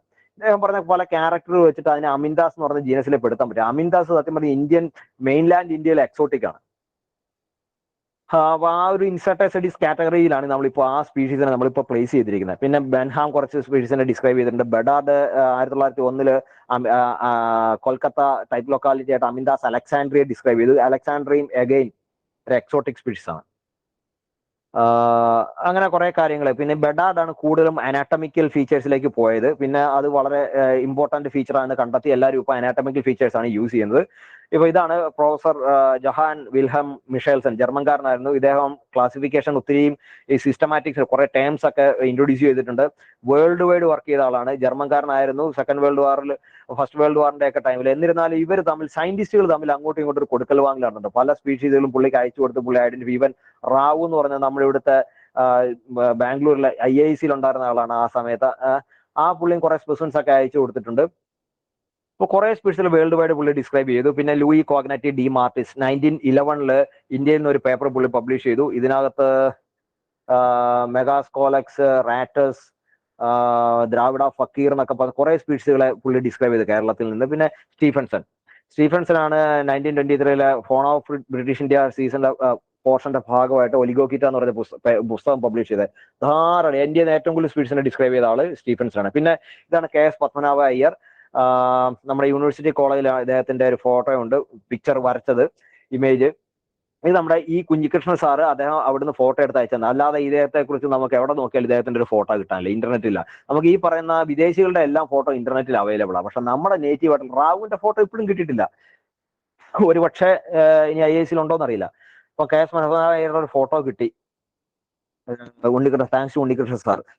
പിന്നെ ഇതാണ് ഗോർഡൻ ഗേറ്റ്സ്, ഗേറ്റ്സ്. അദ്ദേഹം ഭയങ്കര എക്സ്പെർട്ട് ആയിരുന്നു. പക്ഷെ ബ്ലേക്ക് മോർ ഇദ്ദേഹത്തെ വളരെ താറടിച്ചാണ് അദ്ദേഹത്തിന്റെ ആർട്ടിക്കിളുകളിൽ എപ്പോഴും എഴുതുന്നത്. താഴത്തെയാണ് ജമൈസൺ, ഓസ്ട്രേലിയക്കാരനാണ്. പക്ഷെ 1977 കുറച്ച് സ്പീഷീസുകളെ ഇന്ത്യയിൽ നിന്ന് ഡിസ്ക്രൈബ് ചെയ്തു. ഒരു മോണലിഗാസ്റ്റർ ട്രോയ് എന്ന് പറഞ്ഞൊരു പാതിരിയാണ് ഇവിടുന്ന് തന്നെ കളക്ട് ചെയ്ത് പുള്ളിക്ക് കൊടുത്തത്. അതായത് നമ്മുടെ ഈ ബന്ദർ റീജിയൻ അല്ലേ, കൊടൈക്കനാല്, നമ്മുടെ പാമ്പാടും ചൊല്ലയുടെ എൻഡ് ബന്ദർ വരെ വന്നിട്ടുണ്ട്. അന്ന് അതിനകത്ത് വാണ്ടറവ് എന്നാണ് പുള്ളി എഴുതിയിരിക്കുന്നത്. അതായത് വന്ത ഇറവ്, വാണ്ടറവ്, ഇപ്പൊ നമ്മൾ ബന്ദർ എന്നതിനെ പറയുന്നു. അപ്പൊ ആ കുറെ സ്പീഷീസുകളെ ഡിസ്ക്രൈബ് ചെയ്ത് അദ്ദേഹം ഡിസ്ക്രൈബ് ചെയ്ത ഒരു സ്പീഷീസിനെ നമ്മളിപ്പോ കേരളത്തിൽ നിന്ന് അതിനെ റെക്കോർഡ് ചെയ്യുന്നത്. കാര്യം അതിന്റെ ടൈപ്പ് ലൊക്കാലിറ്റി എന്ന് പറയുന്നത് വാണ്ടറവ് കേരള തമിഴ്നാട് ബോർഡർ എന്നാണ് എഴുതിയേക്കുന്നത്. അപ്പൊ നമുക്ക് ഈ സെയിം സ്ഥലത്ത് നിന്ന് ബന്ദറിൽ നിന്ന് തന്നെ ആ സ്പെസിഫിനെ നമുക്ക് കിട്ടി, ആ സ്പീഷീസിനെ. പിന്നെ ജതീന്ദ്ര മോഹൻ ജുൽക്ക സാറ്, രാഹുൽ പലിവാൽ സാറ്. ജുൽക്ക സാറിന്റെ കീഴിൽ PhD ചെയ്താണ് രാഹുൽ പലിവാൽ സാറ്. രണ്ടുപേരും ISSI സയന്റിസ്റ്റുമാരായിട്ടാണ് റിട്ടയർ ആയ. വളരെ ഇന്ത്യയിൽ എത്ര സ്പീഷീസ് ഉണ്ടെന്ന് ചോദിച്ചുള്ള കാര്യം പറയാം. അതിലൊരു നല്ല നമ്പർ ഓഫ് സ്പീഷീസിനെ ഡിസ്ക്രൈബ് ചെയ്ത് ജുൽക്ക സാറാണ്. പലിവാൽ സാറും പ്രത്യേകിച്ച് ഇവർ നോർത്ത് ഇന്ത്യയിലാണ് പലിവാൽ സാർ കൂടുതലും വർക്ക് ചെയ്തിരുന്നത്. പിന്നെ ഇന്ത്യൻ മെഗാഡ്രിലോളജി ഇല്ല, മണ്ണിരകളെ കുറിച്ചുള്ള പഠനമാണ് മെഗാഡ്രിലോളജി എന്ന് പറയുന്നത്. അതിലെ ബാക്ക് ബോൺസ് എന്ന് ചോദിച്ചാൽ നമുക്ക് 3 പുസ്തകങ്ങളാണ് പറയാനുള്ളത്. ഒന്ന് ഫോൺ ഓഫ് ബ്രിട്ടീഷ് ഇന്ത്യ സീരീസിന്റെ പോർഷനായ ഒലിഗോക്കിറ്റ 1923 പബ്ലിഷ് ചെയ്ത് സ്റ്റീഫൻസൺ. പിന്നെ ഗേറ്റ്സ് പബ്ലിഷ് ചെയ്ത ബെർമീസ് എർത്ത്വാംസ് എന്ന് പറഞ്ഞത്. ഇതൊരു ജേർണൽ ആർട്ടിക്കിളാണ്. സത്യം പറഞ്ഞ ഒരു വലിയ ബുക്കിന്റെ അത്രയും വലിപ്പമുണ്ട്. ഈ പറയുന്ന the transactions of the American philosophical society ഒരു ജേർണലാണ്. അതിന്റെ വലിയ ബുക്കായിട്ട് തന്നെ പബ്ലിഷ് ചെയ്തേക്കുന്നത്, ഒരു ഒറ്റ വോളിയം. ഇന്നത്തെ കാലത്ത് പറഞ്ഞാൽ നമുക്കൊരു മോണോഗ്രാഫ് ആയിട്ട് ഇത് പബ്ലിഷ് ചെയ്തു. പിന്നെ ഇതിനകത്ത് ഈ ബെർമീസ് എർത്ത്വാം എന്തുകൊണ്ട് ഇമ്പോർട്ടന്റ് എന്ന് ചോദിച്ചാൽ ബർമയുടെ പോർഷനായിട്ടാണ് നോർത്ത് ഈസ്റ്റിൽ നിന്നുള്ള കുറെ സ്പീഷീസിലൊക്കെ ഇതിനകത്ത് പുള്ളി ഉൾക്കൊള്ളിച്ചിട്ടുണ്ട്. ഈവൻ ഈ വെസ്റ്റേൺ ഗാർഡ്സിൽ ഒരു സ്പീഷീസിനെ കുറിച്ചും പറയുന്നുണ്ട്. പിന്നെ ആൻഡമാനും ഒക്കെ ഉള്ള സ്പീഷീസിനായിട്ട് പറയുന്നുണ്ട്. നമ്മുടെ പല സ്പീഷീസിനെ ഐഡന്റിഫൈ ചെയ്യാൻ പറ്റിയ ഒരു പുസ്തകമാണിത്.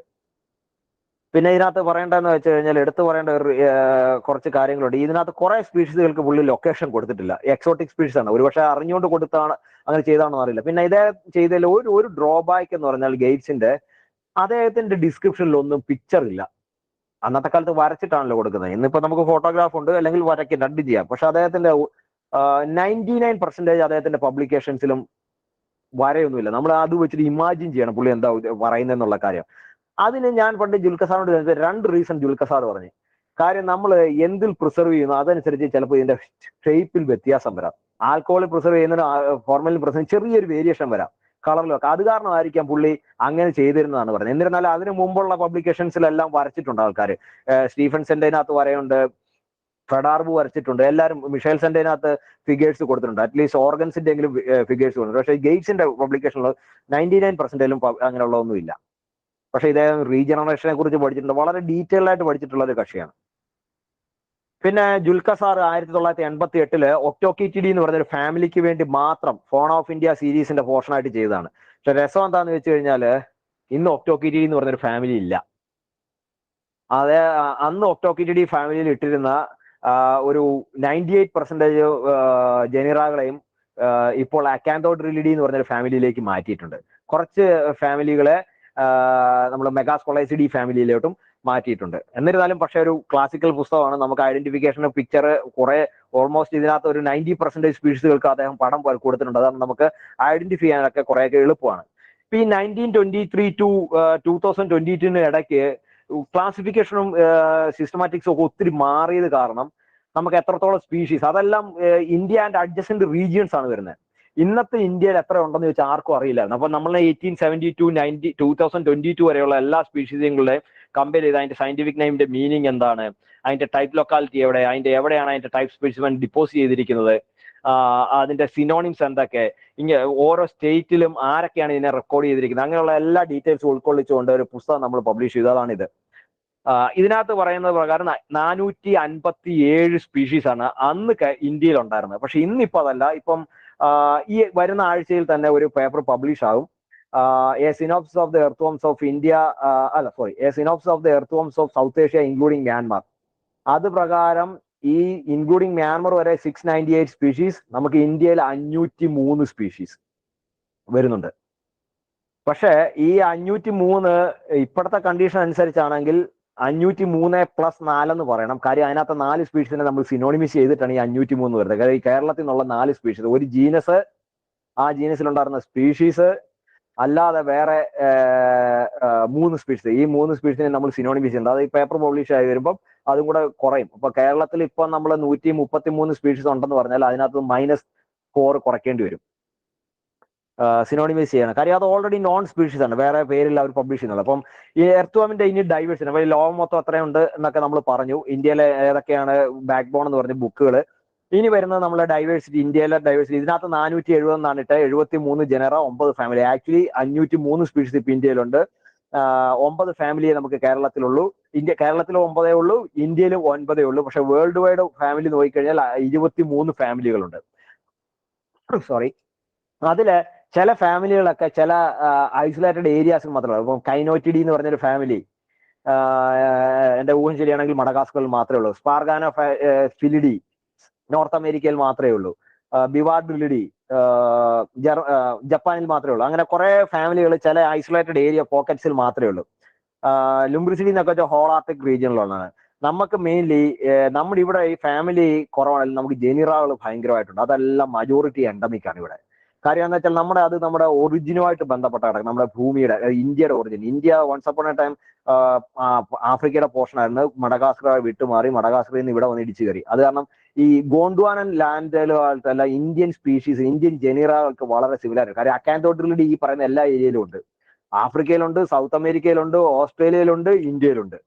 അതാണ് അക്കാന്തോട്ടിലിഡി ഫാമിലി വൈഡ് സ്പ്രെഡ് ആണ്. അതിപ്പോ ഈ കോണ്ടിനെന്റ് നമ്മൾ വൻകര വിസ്ഥാപന സിദ്ധാന്തത്തിന് വളരെ ഹെൽപ്ഫുൾ ആയിട്ട് പറയാം. നമ്മളിപ്പം ആൽഫ്രഡ് വേഗനർ ഈ കോണ്ടിനെന്റൽ ഡ്രിഫ്റ്റ് തിയറി കൊണ്ടപ്പോൾ ആരും അംഗീകരിച്ചില്ല. അത് ജർമ്മൻ ഭാഷയിലാണ്, എന്റെ ഊഹം ശരിയാണ്, ജർമ്മൻ ഭാഷയിലാണ് പബ്ലിഷ് ചെയ്തത്. അന്ന് ഇത് ശരിയാണെന്ന് വാദിച്ചത് മിഷേൽസൺ ആയിരുന്നു. കാര്യം മിഷേൽസന്റെ ഡാറ്റ ഉണ്ട്, ലോകം മൊത്തമുള്ള സ്ഥലങ്ങളിൽ നിന്നുള്ള സ്പെസിഫൻ. പുള്ളിയുടെ ഹാംബർഗ് മ്യൂസിയത്തിലേക്ക് വരുന്ന പുള്ളി മണ്ണിരകളെ നോക്കിയിട്ടുണ്ട്. മണ്ണിരകളുടെ ഫാമിലികളുടെ ഡിസ്ട്രിബ്യൂഷനും ജനീറകളുടെ ഡിസ്ട്രിബ്യൂഷനും നോക്കുമ്പോൾ ഈ പറഞ്ഞ കോണ്ടിനെന്റൽ ഡ്രിഫ്റ്റ് ആയിട്ട് വളരെ കറക്റ്റ് ആണ്. അപ്പൊ അന്ന് ആദ്യമായിട്ട് അദ്ദേഹത്തിന്റെ ഈ പറഞ്ഞ തിയറിയെ സപ്പോർട്ട് ചെയ്തത് മിഷേൽസൺ ആയിരുന്നു, എർത്തുവം വെച്ചിട്ട്.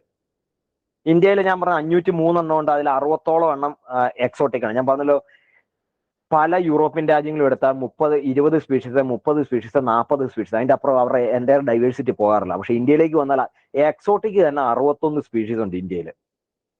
ഹൈ ഡിഗ്രി ഓഫ് ഡൈവേഴ്സിറ്റി ആണുള്ളത്. വേൾഡ് ഡൈവേഴ്സിറ്റി അറൌണ്ട് 15% ഇന്ത്യയിലുണ്ട്. ഇന്ത്യയിൽ തന്നെ നമുക്ക് ബയോജിയോഫിക് സോൺ 9 എങ്ങാണ്ടുണ്ട്. പക്ഷേ അഗ്രോ ക്ലൈമാറ്റിക് റീജിയൻ ആയിട്ട് നമുക്ക് നോക്കാം. അഗ്രോ ക്ലൈമാറ്റിക് റീജിയൻ നോക്കുമ്പോൾ ഏറ്റവും കൂടുതൽ ഇന്ത്യയിൽ ഡൈവേഴ്സിറ്റി ഉള്ള വെസ്റ്റേൺ ഗാട്സ് ആണ്, പിന്നെ നോർത്ത് ഈസ്റ്റേൺ ഇന്ത്യ. നമ്മളെ ലാൻഡ് സ്നെയിൽസിന്റെ കാര്യം എടുത്താൽ, ബട്ടർഫ്ലൈസിന്റെ കാര്യം എടുത്താൽ, പിന്നെ റെപ്റ്റൈൽസ്, ആംഫിബിയൻസ് എല്ലാം എടുത്താൽ നമുക്ക് ഈ ഒരു ട്രെൻഡാണ് നമുക്ക് കാണാനുള്ളത്. അപ്പൊ അത് അറിയാം. ഞാൻ അതിനെക്കുറിച്ച് കൂടുതലൊന്നും പോകുന്നില്ല. നമുക്ക് സത്പുര ഹൈപ്പോസിസ് എന്താണെന്നറിയാം. അല്ലെങ്കിൽ സത്പുര ഹൈപ്പോസിസ് പുള്ളി പബ്ലിഷ് ചെയ്തപ്പോൾ തന്നെ പെട്ടെന്ന് തന്നെ ഹൂമയോൺ അബ്ദുൾ അലി ഈസ്റ്റേൺ ഗാട്സിന്റെ ഒരു ഹൈപ്പോസിസ് കൊണ്ടുവന്നു. പിന്നെ മണിയുടെ ഒരു ഹൈപ്പോസിസ് ഉണ്ട്, ബ്രിഡ്ജ് ഹൈപ്പോസിസ്, അല്ലെ നോർത്തേൺ ആരവല്ലീസ് ഹൈപ്പോസിസ് ഒക്കെ. അങ്ങനെ പലതരം ഹൈപ്പോസിസ് ഉണ്ട്. പക്ഷെ ഇതൊന്നും എല്ലാ ഗ്രൂപ്പിനും ബാധകമല്ല. അപ്പൊ മണ്ണിരകളുടെ കാര്യം, ഇന്ത്യയിലെ മണ്ണിരകളെ നമുക്ക് ബേസിക്കലി 3ആയിട്ട് തിരിക്കാം. കാര്യം ഗോണ്ട്വാനൻ ഒറിജിൻ ആയിട്ടുള്ള ഇവിടെ തന്നെ ഇവോൾവ് ചെയ്ത ജനീറകളെ, പിന്നെ ഇന്ത്യ വന്ന് ഇവിടെ ഇടിച്ചേറിയത് കാരണം ഏഷ്യയിൽ ഇടിച്ചു കയറാണ്, ഏഷ്യയിൽ നിന്ന് പല ഭാഗത്തു നിന്ന് ഇങ്ങോട്ട് വന്ന മണ്ണിരയുടെ ഗ്രൂപ്പ്, പിന്നെ ഇവിടെ ഇൻട്രൊഡ്യൂസ് ചെയ്യപ്പെട്ട ഗ്രൂപ്പ്. ഇങ്ങനെ 3ആണ് നമുക്ക് ഇവിടെ ഉള്ള മണ്ണിരകളുള്ളത്. ഇപ്പൊ ഇന്ത്യയിലേക്ക് വന്നു കയറിയ ഒരു ഗ്രൂപ്പാണ് ദ്രാവിഡ. ഈ മോണലിഗാസ്ട്രിഡി എന്ന് പറഞ്ഞ ഫാമിലി മ്യാൻമാർ സൈഡിൽ നിന്ന് ഇന്ത്യയിലേക്ക് കയറിയതാണ്. ഇന്നിപ്പോ ലോകത്ത് ഏറ്റവും കൂടുതൽ മോണലിഗാസ്ട്രിഡിയിലെ ദ്രാവിഡ ഉള്ളത് വെസ്റ്റേൺ ഗാട്സിലാണ്, പ്രത്യേകിച്ച് പെനിൻസുലാർ ഇന്ത്യയിൽ. അതിൽ തന്നെ സദേൺ വെസ്റ്റേൺ ഗാട്സ് അല്ലെങ്കിൽ സെൻട്രൽ വെസ്റ്റേൺ ഗാട്സിലാണ് ഏറ്റവും കൂടുതൽ സ്പീഷീസ് ഉള്ളത്. അതങ്ങ് ജപ്പാൻ വരെ ഉണ്ട് താനും.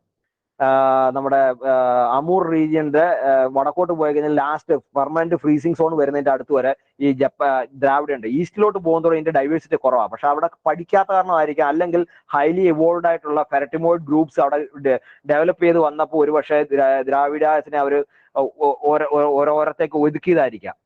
പിന്നെ ദ്രാവിഡ ഇറ്റ്സ് മോസ്റ്റ് ഡിഫിക്കൽട്ട് ഗ്രൂപ്പാണ് ഐഡന്റിഫിക്കേഷനിൽ. അപ്പൊ അങ്ങനെ നോക്കുമ്പോൾ വെസ്റ്റേൺ ഗാട്സിലാണല്ലോ ഇതിന്റെ ബാർ ഇട്ടിട്ടിരിക്കുന്നത്, ഇപ്പുറം ഇട്ടിരിക്കുന്നത് എക്സോട്ടിക് സ്പീഷീസ്. പക്ഷേ നമ്മുടെ പെനിൻസുലാർ ഇന്ത്യയിലെ ഡ്രൈ സോൺസ്, ഡെക്കാൻ സോണിലോട്ടൊക്കെ പോയി കഴിഞ്ഞാൽ ഡൈവേഴ്സിറ്റി കുറവാണ്. പക്ഷെ ജനീറകൾ ധാരാളം ഉണ്ട്. അവിടെ ഉള്ള ജനീറകൾ അവിടെ മാത്രമേ ഉള്ളൂ. അവിടെ ഉള്ള ആ സ്പീഷീസിൽ മജോറിറ്റി എൻഡമിക് ആണ്. കാര്യം നമ്മൾ ആ ഗോണ്ട്വാനൻ ഒറിജിൻ നമ്മുടെ മനസ്സിൽ വെക്കുക, അത് കാരണമാണ് വരുന്നത്. പിന്നെ കേരളത്തിലെ ഒലിഗോഹിറ്റ് ഹിസ്റ്ററി ഞാൻ ഇതിനകത്ത് ദ്രാവിഡ നിലമ്പൂരൻസിസ് എന്നാണ് ഇട്ടിരിക്കുന്നത്. പഴയ സ്ലൈഡാണ്. ആക്ച്വലി മോൺലിഗാസ്റ്റർ ദശായസിന്റെ 1872 തൊട്ടാണ് നമ്മുടെ കേരളത്തിൽ നിന്നുള്ള ഫസ്റ്റ് സ്പീഷീസുകളെ ഡിസ്ക്രൈബ് ചെയ്യപ്പെട്ടു തുടങ്ങുന്നത്. പിന്നെ 1886 കുറെ സ്പീഷീസ്, 1894 കുറെ സ്പീഷീസുകൾ, ഫെഡാർ 1898 ഒരു ലേഡിയാണ്, അവർ ഇംഗ്ലണ്ടിൽ ഇരുന്ന് കുറെ സ്പീഷീസുകളെ ഡിസ്ക്രൈബ് ചെയ്തു. അവർ ഡിസ്ക്രൈബ് ചെയ്ത ഒരു സ്പീഷീസ് ഇപ്പോഴും അതിനെക്കുറിച്ച് ഒരു വിവരമില്ല. ബെൻഹാമിയ എയ്റ്റ്കനായി എന്ന് പറഞ്ഞൊരു സ്പീഷീസ് ഉണ്ട്. നമ്മൾ EH എയ്റ്റ്കൻ ഇല്ലേ, നമ്മള് കേരളത്തിലെ പക്ഷികൾ പുസ്തകങ്ങൾ വായിച്ചവർക്കൊക്കെ അറിയാം. ചിന്നക്കൊക്കെ നമ്മുടെ കുളക്കൊക്കിനെ കുറിച്ച് പറയുമ്പോൾ EH8 ഒരു നമ്മുടെ കീശയിൽ നിന്ന് വെളുത്ത തുണിയെടുത്ത് കർച്ചീഫ് എടുത്തിട്ട് പറന്നു പോകുന്ന പോലെ ആണെന്നാണ് പുള്ളി പറയുന്നത്. കാര്യം കുളക്കൊക്കെ പറക്കുമ്പോൾ രണ്ട് വെള്ള ഇത് മാത്രമല്ല, പെട്ടെന്ന് ബ്രൗൺ കളറിലെ പക്ഷി പറക്കുമ്പോൾ വെള്ള ചിറക് വരുന്നത്. ആ ഒരു കണ്ടീഷൻ വെച്ച് ആ എയ്റ്റ്കന്റെ പേരിലാണ് ഇത് വന്നേക്കുന്നത്. ഈ ബെൻഹാമി എയ്റ്റ്കൻ. ഇതിനെക്കുറിച്ച് ഒരു വിവരമില്ല, അന്ന് ഡിസ്ക്രൈബ് ചെയ്ത. പക്ഷെ ഒരു പേപ്പറിൽ തമിഴ്നാട്ടിൽ നിന്നുള്ളതെന്ന് പറയുന്നുണ്ട്. പക്ഷെ അത് തെറ്റായിട്ടുള്ള ഐഡന്റിഫിക്കേഷൻ. അവർ പറഞ്ഞിരിക്കുന്ന ക്യാരക്ടേഴ്സ് തന്നെ വ്യത്യാസമാണ്.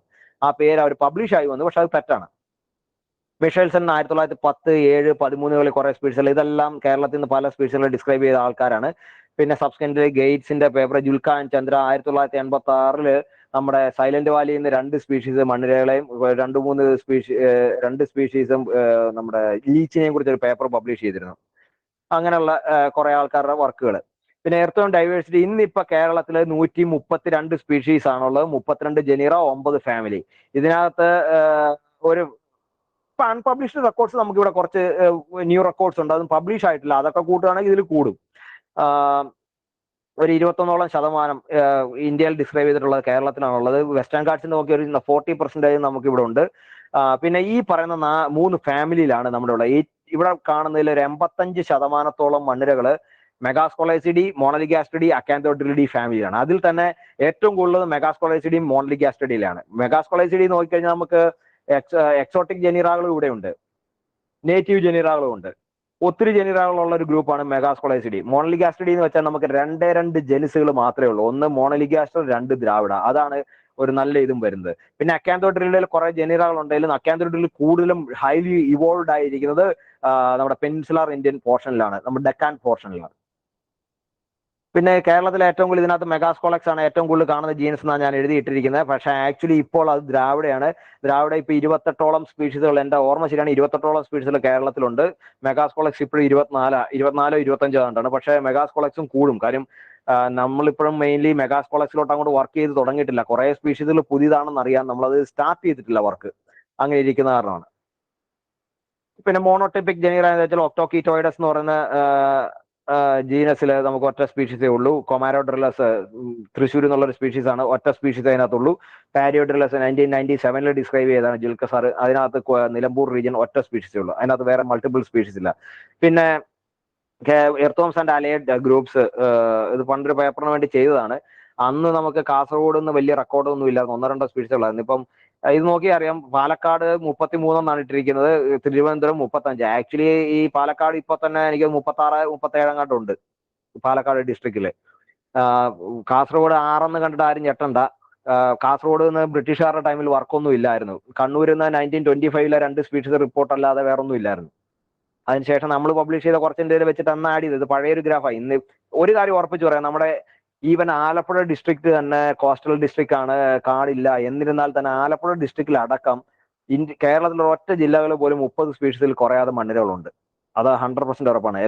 ഈവൻ മലയോര ജില്ലകളിലൊക്കെയാണ് 50-ന് മേലെ പോകാം. അത് നമ്മുടെ ഒരു കാൽക്കുലേറ്റഡ് ഗസ് ആണ്. കാര്യം അത്രയ്ക്ക് സ്പീഷീസ് ഡൈവേഴ്സിറ്റി ഉണ്ട് നമുക്കിവിടെ. ഇത് മുമ്പേ കാണിച്ചൊരു ഫോട്ടോ തന്നെ. അതല്ലാതെ വേറെ കുറെ ഫോട്ടോ. ദ്രാവിഡ സോംബാർ പട്ടണ റാവു 1921 ഡിസ്ക്രൈബ് ചെയ്താണ്.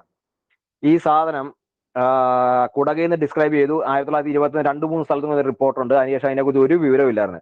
നമ്മൾ 2017 2 പുതിയ സ്പീഷീസിനെ ഡിസ്ക്രൈബ് ചെയ്ത കൂട്ടത്തിൽ വടക്കൻ കേരളത്തില് കാസർഗോഡ്, റാണിപുരം, കോട്ടഞ്ചേരി ഭാഗങ്ങളിൽ വളരെ കോമൺ ആണ് എവർഗ്രീൻ ഫോറസ്റ്റുകൾ. അതിനോടനുബന്ധിച്ചുള്ള ഗ്രാസ് ലാൻഡില് ഈവൻ കണ്ണൂർ ജില്ലയിലെ കുന്നത്തൂർ പാടി ആ റീജിയനിൽ നിന്ന് ഇതിനെ കിട്ടിയിട്ടുണ്ട്. ഈവൻ കണ്ണൂർ ജില്ലയിലെ മട്ടന്നൂരുള്ള ഒരു എവർഗ്രീൻ വലിയൊരു കാവുണ്ട്, ആ കാവിലൊക്കെ ഈ സ്പീഷീസ് ഉണ്ട്.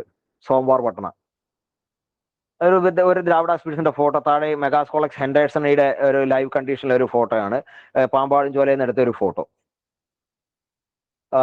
പിന്നെ മോൺലിഗാസ്റ്റർ സ്പീഷീസ്, ഇത് ദ്രാവിഡ ഘാട്ടൻസിസ്, ഞങ്ങളുടെ MG യൂണിവേഴ്സിറ്റി ക്യാമ്പസിൽ നിന്ന് എടുത്താണ് ദ്രാവിഡ ഘാട്ടൻസിസ്. ഇതൊരു സ്പീഷീസ് കോംപ്ലക്സ് ആണ് ദ്രാവിഡ ഘാട്ടൻസിസ്.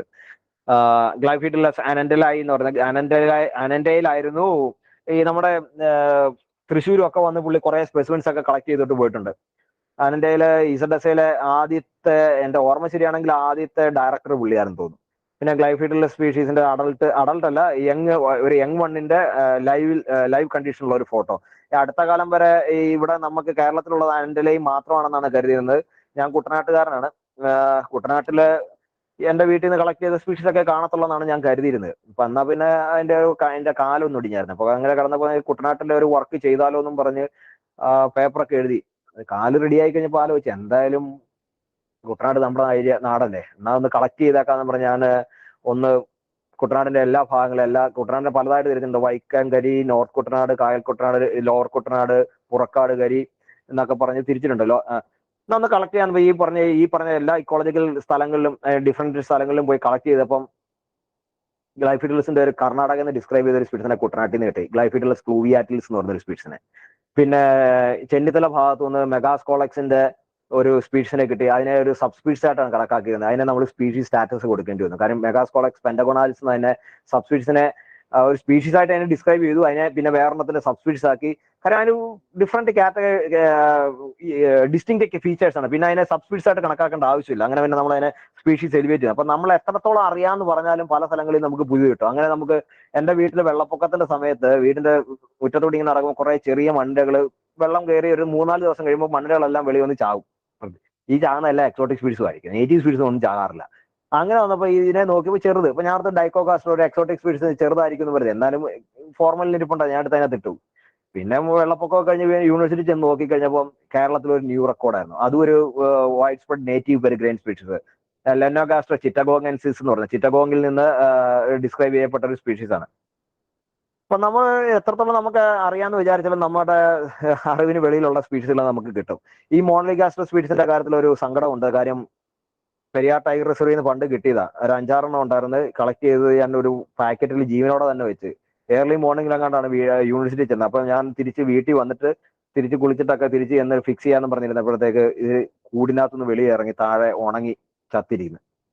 അതിനകത്ത് ഒരു വലുതും ഒരു ജൂനയിലും മാത്രമേ ഉള്ളൂ. സത്യം പറഞ്ഞാൽ ഇത് പുതിയ സ്പീഷീസ് ആണ്. ചേട്ടാ ഈ സാധനത്തെ കിട്ടിയിട്ടില്ല. ഇത് കഴിഞ്ഞ വർഷം 2024 ഡിസ്ക്രൈബ് ചെയ്തതാണ് ഞാൻ ജതീന്ദ്ര ജുൽക്കസാറിന്റെ പേരാണ് ഇവിടുത്തെ, ജതീന്ദ്ര മോഹൻ ജുൽക്ക എന്നുള്ളതിന്റെ ഒരു പേര്. ഇത് നമ്മുടെ എറണാകുളം തൃശ്ശൂർ എറണാകുളം എറണാകുളം ഇടുക്കി ബോർഡർ അവിടുന്ന് കിട്ടിയ ഒരു സ്പീഷീസ് ആണ് ജാവിര ജതീന്ദ്രായി. ഇത് പലിവാലായി നമ്മുടെ കരിമല ഗോപുരം, പറമ്പിക്കുളം ടൈഗർ റിസർവ് കരിമല ഗോപുരം കയറുന്ന ആ ഗ്രാസ് ലാൻഡിന് തൊട്ട് മുമ്പുള്ള എവർഗ്രീൻ ഫോറസ്റ്റിൽ നിന്നാണ് ഇതിനെ കിട്ടിയേക്കുന്നത്. ഇത് പിന്നെ പ്രൊട്ടക്റ്റഡ് ഏരിയ ഒന്നും അല്ല, നാട്ടിൻ പ്രദേശത്ത് നിന്ന് കിട്ടിയ ഒരു സ്പീഷീസ് ആണ്. ക്രൈസ്റ്റ് കോളേജിലെ ദിവ്യ എന്ന് പറഞ്ഞൊരു കുട്ടി പുള്ളിക്കാരി പ്രൊജക്ട് ചെയ്യാനായിട്ട് എന്റെ അടുക്കലാണ് വന്നത്. അപ്പം പുള്ളിക്കാരി കൊണ്ടുവന്ന കുറെ സ്പെസിമെനുകൾ ഒന്നായിരുന്നത് ദ്രാവിഡ പ്രൊബോസിഡിയ. അതിന് പ്രോബോസിസ് പോലെ ഒരു ഇത് പ്രോസ്റ്റോമി അങ്ങനെ ഇരിക്കുന്ന കാരണമാണ് മജോറിറ്റി സ്പെസിമെൻ ഇങ്ങനെ ഉള്ളതാണ് നമ്മൾ ദ്രാവിഡ പ്രൊബോസിഡിയ എന്നുള്ള പേര് കൊടുത്തത്. പിന്നെ ഇൻവേസീവ് സ്പീഷീസിന്റെ കാര്യത്തെക്കുറിച്ച് ഞാൻ നിങ്ങളോടൊന്നും പറയേണ്ട കാര്യം നിങ്ങൾക്ക് അറിയാം. ഇൻവേസീവ് സ്പീഷീസ് എന്തൊക്കെ പ്രശ്നം ഉണ്ടാകും. ഇൻവേസീവ് സ്പീഷീസ് വൈഡ് സ്പ്രെഡ് മണ്ണിരകളിൽ ഉണ്ടെന്ന് ഈ 20th സെഞ്ചുറിയിൽ ആദ്യം തന്നെ മിഷേൽസൺ എന്ന് പിടിയിട്ടില്ല. കാര്യം വേൾഡിന്റെ പല കോണ്ടിനെന്റിൽ നിന്ന് വരുന്ന സ്പെസിമെൻസ് പുള്ളിയുടെ ഒരേ സ്പീഷീസ് വേൾഡിൽ പല കോണ്ടിനെന്റ് വരുന്നത്, അതങ്ങനെ വരാൻ വഴിയില്ലല്ലോ. അങ്ങനെ നോക്കിയപ്പോൾ പുള്ളി പെരിഗ്രെയിൻ എന്നുള്ള വേർഡാണ് കൊടുത്തത്. അതായത് ഇന്ന് ഇക്വലന്റ് ടു നമ്മുടെ ഇൻവേസീവ് സ്പീഷീസ് അല്ലെങ്കിൽ എക്സോട്ടിക് സ്പീഷീസ് എന്നുള്ള ഒരു ഇക്വലന്റ് ആണ് പെരിഗ്രെയിൻ എന്നുള്ള ഒരു കോൺസെപ്റ്റ് പുള്ളി കൊണ്ടുവന്നത്. പിന്നെ എക്സോട്ടിക് സ്പീഷീസ് നമുക്ക് ആന്ത്രപ്പോകോറസ് സ്പീഷീസ്, അല്ലോക്ടോണസ് സ്പീഷീസ് അല്ലെങ്കിൽ കോസ്മോപൊളിറ്റൻ എന്നൊക്കെ പറയാം. 2012 കോസ്മോപൊളിറ്റൻ എർത്ത്വർംസ് എന്ന് പറഞ്ഞ ബ്ലേക്ക് മോർ ഒരു പുസ്തകം തന്നെ പബ്ലിഷ്. അതിൽ പ്രകാരം 150ഓളം സ്പീഷീസുകൾ വൈഡ് സ്പ്രെഡ് സ്പീഷീസുകളുണ്ട് ലോകത്തിന്റെ പല ഭാഗങ്ങളിലായിട്ട്.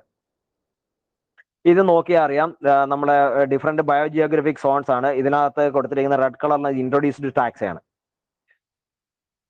പിന്നെ നമ്മളെപ്പോഴും കർഷകരുടെ മിത്രം എന്നൊക്കെ പറയും. ഞാൻ പറഞ്ഞല്ലോ നോർത്ത് അമേരിക്കയുടെ പല ഭാഗങ്ങളിലും അമേരിക്ക കാനഡയുടെ പല ഭാഗങ്ങളിലും ഐസേജിന്റെ കാലത്ത് പെർമാഫ്രോസ്റ്റ് ആയതുകൊണ്ട് അവിടെ ഒന്നും മണ്ണിരകളില്ല. ഐസേജിന്റെ എഫക്ട് ഇല്ലായിരുന്ന സ്ഥലങ്ങളിൽ സ്പാർഗാനോഫിലിഡി ഒക്കെ പോലുള്ള അല്ലെങ്കിൽ ബൈമാസ്റ്റോസ് പോലുള്ള കുറച്ച് നേറ്റീവ് ജനീറകളും കുറച്ച് നേറ്റീവ് സ്പീഷീസുകളുള്ള അമേരിക്കയില്.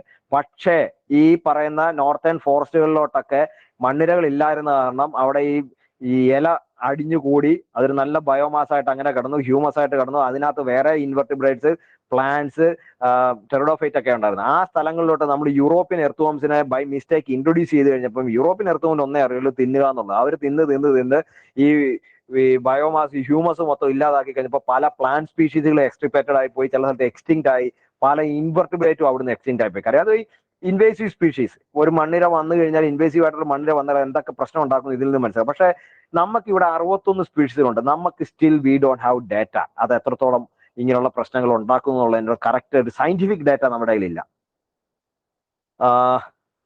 പിന്നെ ഇന്ത്യ കേരളത്തിലെ കാര്യം നോക്കുകയാണെങ്കിൽ ബെൻഹാമിഡി, യൂഡിലിഡി, റൈനോഡിലിഡി, ലുംബ്രിസിഡി, ഇതെല്ലാം ഞാൻ പറഞ്ഞ കേരളത്തിൽ 9 ഫാമിലി ഉണ്ടായിരുന്നു. ഇപ്പൊ തന്നെ ഞാൻ 4 ഫാമിലി പറഞ്ഞു. ഈ 4 ഫാമിലിയും കേരളത്തിൽ ഇൻട്രൊഡ്യൂസ്ഡ് ആണ്. ബെൻഹാമിഡിയിൽ 5 സ്പീഷീസ് ഉണ്ട്, യൂഡിലിഡിയിൽ 1, റൈനോഡിലിഡിയിൽ 1, ലുംബ്രിസിഡി 2 സ്പീഷീസ്. അതിലെ ഒന്ന് ഒരു ലുംബ്രിക്കസ് ഒരു സ്പീഷീസ് ആണ്. വയനാട്ടിൽ നിന്ന് റെക്കോർഡ് പേപ്പറിൽ പേരുണ്ട്, അതിന്റെ സ്പീഷീസിന്റെ പേര്. അത് എത്ര സ്പെസിഫിൻ കിട്ടിയിട്ടുണ്ട്, അതിന്റെ ഡീറ്റെയിൽസ്, ഐഡന്റിഫിക്കേഷൻ ഫീച്ചേഴ്സ് ഒന്നും എഴുതിയിട്ടില്ല. കാര്യം എനിക്ക് തോന്നിയത് പോണ്ടോസ് കോളസിനെ തെറ്റായിട്ട് ഐഡന്റിഫൈ ചെയ്തിട്ട് ഒരു പേപ്പർ പബ്ലിഷ് ചെയ്തതായിട്ടാണ് എനിക്ക് ഫീൽ ചെയ്യുന്നത്. പിന്നെ പ്രിസൈസ്ലി പറയുകയാണെങ്കിൽ നമ്മുടെ ഈ കേരളത്തിൽ കാണുന്ന കുറെ ജനീറകൾ, അതായത് അമിൻതാസ് നമുക്കിവിടെ അലക്സാൻഡ്രിയ ഉണ്ട്, കോർട്ടിസീസ് ഉണ്ട്. ഇത് വേറെയും അമിൻതാസ് ഇവിടെ കാണാം, ഇതുവരെ റിപ്പോർട്ടില്ലെങ്കിലോ. ഡൈക്കോക സ്ട്രാഞ്ചിസ്, ഐസീനിയ ഒരു സ്പീഷീസ്, യൂഡ്ലസ് ഒരു സ്പീഷീസ്, യുക്കേരിയ ക്വേക്കന്താലിയെ നമ്മൾ 2-3 വർഷം മുമ്പ് 2020 ഇവിടുന്ന് റെക്കോർഡ് ചെയ്തായിരുന്നു. ഈ നമ്മുടെ ഇന്ത്യയിൽ തന്നെ 2-3 സ്റ്റേറ്റിൽ മാത്രമേ റെക്കോർഡുള്ളൂ. ഈ വർഷം യുക്കേരിയ സാൾട്ടൻസിനെ വെസ്റ്റ് ബംഗാളിൽ നിന്ന് റിപ്പോർട്ട് വന്നു. പക്ഷേ യുക്കേരിയ സാൾട്ടൻസ് ഓൾറെഡി കേരളത്തിലുണ്ട്, നമ്മളത് പബ്ലിഷ് ചെയ്തിരുന്നില്ല, അങ്ങനെ ഇരിക്കുകയായിരുന്നു. ഇന്ത്യയിൽ തന്നെ ഫസ്റ്റ് റെക്കോർഡ് നമ്മുടെ എൻ്റെ ഒരു സുഹൃത്ത് ഇപ്പോൾ പബ്ലിഷ് ചെയ്തു. ആക്ച്വലി യുക്കേരിയ സാൾട്ടൻസിസും കേരളത്തിലുണ്ട്, 2. അങ്ങനെ യുക്കേരിയ 2 സ്പീഷീസ്, ഗോർഡിയഡുലസ് ഒരു സ്പീഷീസ്, ലുംബ്രിക്കസ് ഒരു സ്പീഷീസ്, മെറ്റഫെയർ, ഹൗലറ്റായി, ബഹലായിയെ നമ്മള് 2018 വെള്ളപ്പൊക്കത്തിന് ശേഷം ഇന്ത്യയിൽ തന്നെ അത് ഫസ്റ്റ് റെക്കോർഡായിരുന്നു ബഹലായിയുടെ. 1945 ഗേറ്റ്സ് ശ്രീലങ്കയിൽ നിന്നാണ് ഡിസ്ക്രൈബ് ചെയ്തത്. പക്ഷെ മെറ്റഫെയർ സൗത്ത് ഈസ്റ്റ് ഏഷ്യൻ ഒറിജിൻ ആണ്. നിമാറ്റോജീനിയ ഒരു സ്പീഷീസ്, ഒക്നിഡുലസ് ഒരു സ്പീഷീസ്, ഒക്ടലാസിയൺ ഒരു സ്പീഷീസ്, പിത്മര ഒരു സ്പീഷീസ്, പോളിഫെർട്ടിമ 2 സ്പീഷീസ്, ഇലോങ്ങേറ്റ വൈഡ് സ്പ്രെഡ്, ടാപ്രോബാനി എന്ന് പറഞ്ഞ ഒരു സ്പീഷീസിനെ 1929 തിരുവനന്തപുരത്തെ ബൊട്ടാണിക്കൽ ഗാർഡനിൽ റെക്കോർഡുണ്ട്. പക്ഷെ അതിനുശേഷം എവിടെ ഉണ്ടെന്ന് ഒരു ഐഡിയ ഇല്ല. പിന്നെ കേരളത്തിലെ ഏറ്റവും most common wide spread species Pontoscolex corethrurus. അതിനെ നമുക്ക് കടൽ തീരത്തില് കടലിന്റെ തിര അടിച്ചു കയറുന്നതിന്റെ തൊട്ടിപ്പുറം തൊട്ട് നമ്മുടെ മൂന്നാറിലെ ചോലക്കാടിന്റെ സൈഡ് വരെ കാണാം. ഈവൻ സൈലന്റ് വാലിക്ക് അകത്ത് വരെ പോണ്ടോസ്കോളക്സ് ഉണ്ട്. എങ്ങനെ വന്ന് പെട്ടെന്ന് അറിയില്ല. സൈലന്റ് വാലിക്ക് അകത്ത് ഇന്റീരിയർ റീജിയനിൽ അവിടെയും ഈ ഓൾട്രേഷൻ നടക്കുന്ന ഏരിയ, ദാറ്റ് മീൻസ് കുന്തി റിവറിന്റെ ഒഴുക്ക് വരുന്ന എപ്പോഴും ഓൾട്ടറേഷൻ വരുന്ന ഏരിയയിൽ മാത്രമല്ല, അല്ലാതെ എവർഗ്രീൻ ഫോറസ്റ്റിനകത്തില്ല. ഫോറസ്റ്റ് പാച്ചിനകത്തോട്ട് നല്ല ടിപ്പിക്കൽ എവർഗ്രീൻ ഫോറസ്റ്റിനകത്തോട്ട് ഇതിനെ കിട്ടിയിട്ടില്ല. പക്ഷെ ഈ സ്ട്രീമിന്റെ സൈഡിലൊക്കെ ഇതിനെ കിട്ടുന്നുണ്ട്. മോസ്റ്റ് കോമൺ അതാണ്. ഇത് കേരളത്തിൽ കാണുന്ന എക്സോട്ടിക് ജെനിറാസ് ഏതൊക്കെയാണെന്നുള്ളത്. ഇതാണ് പോണ്ടോസ്കോളസ് കോർത്തുറൂറസിന്റെ ഒരു ഫോട്ടോ, ഒരു പ്രിസർവ്ഡ് സ്പെസിമെന്റെ ഒരു ഫോട്ടോയാണ്. അതിന്റെ കൊക്കൂണാണ് ലൈവ് കണ്ടീഷനുള്ള. ഇത് സ്പെറിക്കലാണ് ഇതിന്റെ കൊക്കൂൺ. ചിലത് ഒരു ക്യാപ്സ്യൂൾ ടൈപ്പിൽ വരും, ചിലത് ലൈഫ് ഇഡുലസിന്റെ ഒക്കെ കൊക്കൂൺ എന്ന് വെച്ചാൽ ഉണക്ക ചെമ്മീനെ പോലെ ഇരിക്കും. യൂഡുലസ് യുജീനി നമ്മൾ ഡിസ്ക്രൈബ് ചെയ്തത് ക്ലിൻബർഗ് 1867 ഡിസ്ക്രൈബ് ചെയ്തതാണ്. ഇപ്പം വൈഡ് സ്പ്രെഡ് ആണ്. കേരളത്തിൽ ഒത്തിരി സ്ഥലങ്ങളിൽ നിന്ന് ഇപ്പം യൂഡുലസ് യുജീനി കിട്ടുന്നുണ്ട്. അമിൻതാസ് അലക്സാണ്ടർ നമ്മൾ ഫസ്റ്റ് റെക്കോർഡ്, കേരളത്തിൽ നിന്നുള്ള ഫസ്റ്റ് പബ്ലിഷ് റെക്കോർഡ് 2016 നമ്മളായിട്ട് റിപ്പോർട്ട് ചെയ്തതാണ് journal of threaten ടാക്സിൽ.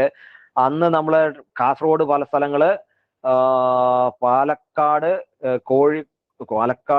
Malappuram, Kottayam, ഇത്രയും ജില്ലകളിൽ നിന്നാണ് ഇതിനെ റെക്കോർഡ് ചെയ്തത്. അതിനുശേഷം നമുക്ക് പല ജില്ലകളിൽ നിന്ന് കിട്ടുന്നുണ്ട്. ഇന്നിപ്പോ എനിക്ക് ഇതിന്റെ സ്പെസിഫിൻ ഇല്ലാത്തത് തിരുവനന്തപുരം ജില്ലയിൽ നിന്ന് കിട്ടിയിട്ടില്ല. പക്ഷെ ഇതിന്റെ ഒരു ഫോട്ടോഗ്രാഫ് കണ്ട് പുള്ളി പറഞ്ഞ ബിഹേവിയർ എല്ലാം വെച്ചിട്ട് ഇത് തന്നെയാണ്. കണ്ണൂർ ജില്ലയിൽ നിന്ന് ഇതിന്റെ സ്പെസിഫിൻ കിട്ടി. എനിക്ക് തോന്നുന്നത് കോഴിക്കോട് നിന്ന് മാത്രമേ ഉള്ളൂ ഇതിന്റെ സ്പെസിഫിൻ കിട്ടാത്തതിന്. ഈ പത്തനംതിട്ടയിൽ നിന്ന് കിട്ടിയിട്ടില്ല. സ്പെസിഫിൻ കയ്യിൽ കിട്ടിയിട്ടില്ല, പക്ഷെ പത്തനംതിട്ടയിൽ ഈ സാധനമുണ്ട്. സുഹൃത്തുക്കൾ ഫോട്ടോ അയച്ചു തന്നു, കണ്ട് ഇത് തെറ്റിപ്പോയില്ല അങ്ങനെ പെട്ടെന്ന്. കാര്യം അതിന്റെ മൂവ്മെന്റ്, അഡൾട്ടിന്റെ മൂവ്മെന്റ് ഒക്കെ അതേപോലെയാണ്. നല്ല വലിപ്പവും, ഇതേപോലെ നല്ല വലിപ്പവും വരുന്ന ഒരു സ്പീഷീസ് ആണ്. വൈഡ് സ്പ്രെഡ് ആയി. ദാറ്റ് മീൻസ് ഈവൻ ഞങ്ങളുടെ ക്യാമ്പസിൽ 10 വർഷം മുമ്പ് ഇല്ലായിരുന്നു. ഇപ്പൊ വളരെ കോമൺ ആണ്. ക്യാമ്പസിന്റെ ചില ഏരിയയിലൊക്കെ വളരെ കോമൺ ആണ്. ഇത് വളരെ വലിപ്പം കൂടിയ സ്പീഷീസ് ആയ കാരണം ഭയങ്കരമായിട്ട് ഇൻവേസീവ് ആയിട്ടുള്ള ഒരു സ്പീഷീസ് ആണ്. ഇതാണ് മെറ്റഫെയർ ഹൗലറ്റായി എന്ന് പറഞ്ഞ സ്പീഷീസ്. 1878 കൊൽക്കത്തയിൽ നിന്ന് ഡിസ്ക്രൈബ് ചെയ്ത ഒരു എക്സോട്ടിക് സ്പീഷീസ് ആണ്. കേരളത്തിലും വൈഡ് സ്പ്രെഡ് ആണ്. ഇത് പോളിഫെർട്ടിമ ഇലോങ്ങേറ്റ. എൻ്റെ ഇരിക്കുന്ന സ്പെസിഫിൻ മൊത്തം അട്ടപ്പാടി നിന്നാണ് കിട്ടിയത്. അട്ടപ്പാടിയിൽ നിന്ന് പണ്ടെടുത്ത ഒരു ഫോട്ടോ പോളിഫെർട്ടിമ ഇലോങ്ങേറ്റ. പിന്നെ എർത്ത് വേംസിന്, നേറ്റീവ് എർത്ത് വേംസിന് പ്രശ്നമാണെന്ന് ചോദിച്ചാൽ നമുക്ക് സ്റ്റഡീസ് ഇല്ല. എന്തായാലും ഉറപ്പാണ് ഇത് പ്രശ്നങ്ങൾ ഉണ്ടാക്കുന്നുണ്ട്. പിന്നെ കൺസർവേഷന്റെ കാര്യത്തിലേക്ക് വരികയാണ്. ഞാൻ ഹാബിറ്റാറ്റ് ഡിസ്ട്രക്ഷൻ, ഓൾട്ടറേഷൻ, എല്ലാ മറ്റ് ജീവജാലങ്ങൾക്ക് പക്ഷിക്ക് എന്ത് പ്രശ്നം ഉണ്ടാക്കുന്നത് അതെല്ലാം ബേഡ്സിനും പ്രശ്നമാക്കുന്നുണ്ടാകും. ബട്ടർഫ്ലൈസിന് എന്ത് പ്രശ്നം ഉണ്ടാകും അതെല്ലാം ബേഡ്സിനും പ്രശ്നമാക്കുന്നുണ്ടാകും. അതുപോലെ തന്നെ ഈ മണ്ണിലേക്കും പ്രശ്നം ഉണ്ടാകും. സ്പ്രെഡ് ഓഫ് എക്സോട്ടിക് സ്പീഷീസ്, പിന്നെ wide spread intensive use of chemical അല്ലെങ്കിൽ പെസ്റ്റിസൈഡ്, ടോക്സിക് പെസ്റ്റിസൈഡ്സും കെമിക്കൽ ഫെർട്ടിലൈസേഴ്സും, lack of interest and conservations. ആൾക്കാർക്ക് ഇതിനെക്കുറിച്ച് യാതൊരു താല്പര്യം ഇന്നും നമ്മുടെ റെഡ് ഡാറ്റ ബുക്കിലൊന്നും, നമ്മുടെ ഇന്ത്യയിലെ റെഡ് ഡാറ്റ ബുക്കിലൊന്നും ഒരു ഒറ്റ മണ്ണിരയില്ല. പിന്നെ സോഷ്യൽ പൊളിറ്റിക്കൽ ഇൻട്രസ്റ്റ് ഇല്ല. പിന്നെ ഏറ്റവും അതൊക്കെ പോട്ടെ, ഏറ്റവും വലിയ പ്രോബ്ലം എന്താ വെച്ചാൽ serious deficiency in the knowledge of abundance and distribution over native species. അങ്ങനെ നോളജ് ഇല്ല നമുക്ക്. നമുക്ക് എത്രത്തോളം സ്പീഷീസ് ഉണ്ടെന്ന് തന്നെ അറിയില്ല. അതിന്റെ ഡിസ്ട്രിബ്യൂഷൻ എവിടെയാണെന്നൊന്നും ഒരു ഐഡിയ ഇല്ല നമുക്ക്. ഇത്രയാണ്. ഇതുകൊണ്ട് ഞാൻ നിർത്തി. വേണേൽ ടാക്സോണമിയുടെ കുറച്ച് ഫീച്ചേഴ്സ് വേണമെങ്കിൽ ജസ്റ്റ് കാണിക്കാം. സൈസ് ഞാൻ പറഞ്ഞല്ലോ വലിയൊരു ഇമ്പോർട്ടന്റ് ഫീച്ചർ അല്ല. അത് നമ്മൾ പ്രിസർവ് ഈ 3 എർത്തോമും സത്യം ഒറ്റ എർത്തോമനാണ് രണ്ടുപേരുടെയും കയ്യിലിരിക്കുന്നത്. ഇത് കരോളായിന്ന് കിട്ടിയ ഒരു ദ്രാവിഡ നിലമ്പൂരൻ സീസാണ്. അത് പ്രിസർവ് ചെയ്ത് കഴിഞ്ഞാൽ അതിന്റെ നീളം കുറഞ്ഞിട്ടില്ല. ഇതൊരു പൊട്ടിയ എർത്തോമാണ്. അതിന്റെ പോസിറ്റീവ് പോർഷൻ മിസ്സിംഗ് ആണ്. എക്സ്റ്റേണൽ ഫീച്ചേഴ്സ്, ബോഡി ഷേപ്പ് ഇങ്ങനെയൊക്കെ വരാം. അതിന്റെ പ്രോസ്റ്റോമിയത്തിന്റെ ഷേപ്പ് ഏതൊക്കെയാണെന്നുള്ള പല ടൈപ്പ് ഓഫ് ഷേപ്പ് അതിന്റെ കുറച്ച് കാണിക്കാനുള്ള കുറച്ച് ഫോട്ടോഗ്രാഫ്സ് ഞാൻ കാണിച്ചിട്ടുള്ള ഫസ്റ്റ് സെഗ്മെന്റിലാണ് പ്രോസ്റ്റോമിയം വരുന്നത്. സീറ്റ് 3 ടൈപ്പാണ്. 2 ടൈപ്പാണ് മെയിൻ, ലുംബ്രിസൻ, പെരിക്കീറ്റൻ. പിന്നെ ഇറഗുലർ അറേഞ്ച്മെന്റ്, അതിനെ ക്യുങ്കസ് എന്ന് പറയാം. അനിസോക്കേറ്റ് എന്ന് വെച്ചാൽ ആന്റീരിയർ പോർഷൻ ലുംബ്രിസൻ ആയിരിക്കും, പോസ്റ്റീരിയർ പോർഷൻ പെരിക്കീറ്റൻ ആയിരിക്കും. ഈ പെരിക്കീറ്റൻ ലുംബ്രിസൈൻ തന്നെ 3 രീതിയിൽ അത് പേഡായിട്ട് വരാം. അതിന്റെയാണ് ഇത് കാണിച്ചിരിക്കുന്നത്. അതിന്റെ എക്സാമ്പിള്. പിന്നെ clitellum saddle shaped, ring shaped, അതിന്റെ ഫോട്ടോഗ്രാഫാണ് ഈ കാണിക്കുന്നത്. ഇത് സാഡിൽ ഷേപ്ഡ് എക്സാമ്പിള്. പിന്നെ genital markings, male pore, female pore, spermathecal പോറിന്റെ ലൊക്കേഷൻസ്, ജെനിറ്റൽ മാർക്കിങ്സ്, പല ഫാമിലിയിൽ എവിടെയാണ് ഇതൊക്കെ വരുന്നത്, അതിന്റെ ഡയഗ്രാമാറ്റിക് റെപ്രസെന്റേഷൻ. പിന്നെ ഇത് ഇത്ര എക്സ്റ്റേണൽ. പിന്നെ ഇന്റേണലിലേക്ക് വരുമ്പോൾ ഗിസാഡ്, സ്പെമാത്തിക്ക്, അത് ഏത് ടൈപ്പ് ഓഫ് സ്പെമാത്തിക്ക്, സീക്ക ഉണ്ടെങ്കിൽ സീക്കത്തിന്റെ പൊസിഷൻ എത്രത്തോളം സെഗ്മെന്റ്സ് അത് ഇരിക്കുന്നു, ഇൻഡസ്റ്റൈൻ തുടങ്ങുന്നത് എവിടെ, ഗിസാഡ് എവിടെ, ഓവറീസ് എവിടെ, പ്രോസ്റ്റേറ്റ് എവിടെ, പ്രോസ്റ്റേറ്റിന്റെ ഷേപ്പ്, ഇങ്ങനെയുള്ള കുറെ കാൽസിഫറസ് ഗ്ലാൻസ് ഉണ്ടെങ്കിൽ ഏത് ടൈപ്പ് എത്രത്തോളം ഉണ്ട് അതെല്ലാം കാണിച്ചിരിക്കുന്ന ഒരു ഇത്. മല്ലഹുല്ല ഇന്ത്യക്ക കാസർഗോഡ് നിന്ന് പണ്ട് കിട്ടിയതാണ്. അന്ന് കേരളത്തിൽ നിന്നുള്ള ഫസ്റ്റ് റെക്കോർഡായിരുന്നു. പക്ഷെ ഇന്നിപ്പം വയനാട്ടിൽ നിന്ന് ഇതിനെ കിട്ടിയിട്ടുണ്ട്. സീക്കം നമ്മുടെ 2 എക്സോട്ടിക് സ്പീഷീസിന്റെ അതിന്റെ സീക്കത്തിന്റെ ഫോട്ടോ, വേറെ 2 സ്പീഷീസിന്റെ. ഇത് അമിന്ദാസ് ആസ്പർ ജില്ല കഴിഞ്ഞ വർഷമോ അതിന് മുമ്പത്തെ വർഷമോ ഉത്തരാഖണ്ഡിൽ നമുക്ക് കിട്ടിയതാണ്. കാര്യം നമ്മൾ ഒറീസയിൽ നിന്ന് ഒരു 3 സ്പീഷീസ് മണ്ണിരെ ഡിസ്ക്രൈബ് ചെയ്തായിരുന്നു. അപ്പൊ അത് കണ്ടിട്ട് ഉത്തരാഖണ്ഡിലുള്ള അശോക് കുമാർ വർമ്മ, ആകാശ് കുമാർ വർമ്മ എന്ന് പറഞ്ഞ IFS ഓഫീസർ, പുള്ളിയുടെ വീട്ടിൽ നിന്ന് കിട്ടിയതാ വലിയ വേമ എന്ന് പറഞ്ഞ് അയച്ചു തന്നു. അത് നമ്മൾ ഐഡന്റിഫൈ ചെയ്ത് വന്നപ്പോൾ അത് ആക്ച്വലി ഇന്ത്യക്ക് ഒരു ഫസ്റ്റ് റെക്കോർഡായിരുന്നു. വലിയ വലിപ്പം വരുന്ന ഒരു സ്പീഷീസാണ് അമിന്ദാസ് ആസ്പർ ജില്ല. അതിന്റെ ഒരു സീക്കം. പിന്നെ ഇതിന്റെ ടൈഫ്ലോസോള് ഈ പറയുന്ന കാറ്റഗറിയിലെല്ലാം വരുന്ന ടൈഫ്ലോസോള് അത് ഇൻഡസ്റ്റൈനകത്താണ് വരുന്നത്. പിന്നെ ഹാർട്ട് എന്ന് വെച്ചാൽ ഡോർസൽ ബ്ലഡ് വെസലിൽ നിന്ന് വെൻട്രൽ ബ്ലഡ് വെസലിലേക്കുള്ള കണക്ഷനിലാണ്. അതിന്റെ ലാസ്റ്റ് ഹാർട്ട് എവിടെ വരുന്നു എന്നുള്ളത്. പിന്നെ സ്പെമാത്തിക്ക, അത് ഡൈവർട്ടിക്കുലോ ഉണ്ടോ, അല്ലെങ്കിൽ ഡൈവർട്ടിക്കുലേറ്റ് ആണോ, യൂണി ഡൈവർട്ടിക്കുലേറ്റ് ആണോ, ബൈ ഡൈവർട്ടിക്കുലേറ്റ് ആണോ, അത് പോളി ഡൈവർട്ടിക്കുലേറ്റ് ആണോ. ഇനി ഡൈവർട്ടിക്കുലേറ്റ് തന്നെ ആണെങ്കിൽ ദ്രാവിഡ ഗ്രൂപ്പിലോട്ട് വരുമ്പോൾ ഏട്രിയം ഉണ്ടോ, അതിന്റെ ഏട്രിയത്തിന്റെ ഷേപ്പ്, ഇതെല്ലാം അതിന്റെ ഓർഗൻ പലതരത്തിലുള്ള സ്പെമാത്തിക്കുള്ള ഓർഗൻസ് കാണിച്ചിരിക്കുകയാണ്. സെയിം പല സ്പീഷീസുകളുടെ സ്പെമാത്തിക്കയുടെ ഫോട്ടോ. പിന്നെ പ്രോസ്റ്റേറ്റ്, ട്യൂബുലാർ റെസിമോസ്, ട്യൂബുലോ റെസിമോസ്, അത് തന്നെയാണ് ഇവിടെയും കാണിച്ചിരിക്കുന്നത്. അതിന്റെ കുറെ എക്സാമ്പിൾസ്. ഇത് ട്യൂബുലാർ പ്രോസ്റ്റേറ്റ്, ഇത് നോർമൽ ഗ്ലാൻഡുലാർ പ്രോസ്റ്റേറ്റ്, ഇത് വരുമ്പോൾ മസ്കുലാർ പ്രോസ്റ്റേറ്റ്, അതായത് ഗ്ലാൻഡ്സേ കാണത്തില്ല. എഗെയിൻ ചില സ്പീഷീസുകളുടെ. പിന്നെ nephridia, hollow nephridia, per segment 2 സെഗ്മെന്റിൽ അപ്പുറം ഇപ്പുറം ഓരോ പെയറാണോ അതോ മൾട്ടിപ്പിൾ ആണോ. പിന്നെ ഞാൻ പറഞ്ഞല്ലോ മണ്ണിരകള് മൈഗ്രേറ്റ് ചെയ്യുമോ എന്ന് ഞാൻ ചോദിച്ചു. ചില ചോദിക്കാറുണ്ട്.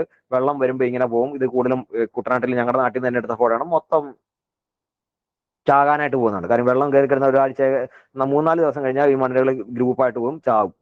എക്സോട്ടിക് സ്പീഡ്സ് ആണ് കൂടുതൽ. പിന്നീട് 2018 വെള്ളപ്പൊക്കത്തിന് ശേഷം എല്ലാവരും പറഞ്ഞിരുന്നത്, കേരളത്തിലെ പത്രങ്ങളിലെല്ലാം വാർത്ത വന്നത് മൈഗ്രേറ്റ് ചെയ്യുന്നത്, മണ്ണിരകൾ മൈഗ്രേറ്റ് ചെയ്യുന്നത് വെള്ളപ്പൊക്കത്തിന്റെ എഫക്ട്. ആക്ച്വലി അതായിരുന്നില്ല. നമ്മൾ പോയി കളക്ട് ചെയ്തപ്പോൾ എല്ലാ എക്സോട്ടിക് സ്പീഡ്സ് ആണ്. ഇടുക്കി കളക്ട് ചെയ്ത് എക്സോട്ടിക് സ്പീഷീസ്, വയനാട്ടിൽ പോയി കളക്ട് ചെയ്തു എക്സോട്ടിക് സ്പീഷീസ്. കാര്യം എന്താ വെച്ചാൽ ഭയങ്കര മഴയായിരുന്നല്ലോ ഓഗസ്റ്റിലാണ്. അപ്പം പോപ്പുലേഷൻ എക്സ്പ്ലോഷൻ ഉണ്ടായി. അതിനെല്ലായിടത്തും കയറി താമസിക്കാൻ പറ്റി. പിന്നീട് നമുക്കൊരു followed by a drought like condition. അങ്ങനെ വരുമ്പം മോയിസ്ചർ ആദ്യം ഇല്ലാതെ ഈ പറയുന്ന മലകളുടെ മേലെ ആയിരിക്കും. പിന്നെ മോയിസ്ചർ താഴോട്ട്. അപ്പൊ രാത്രി കാലങ്ങളിൽ ഒരു ഏർലി മോർണിംഗിൽ മണ്ണിരകൾ അതിനകത്തുനിന്ന് വെളിയിൽ ഇറങ്ങിയിട്ട് താഴോട്ട് മൈഗ്രേറ്റ് ചെയ്യും.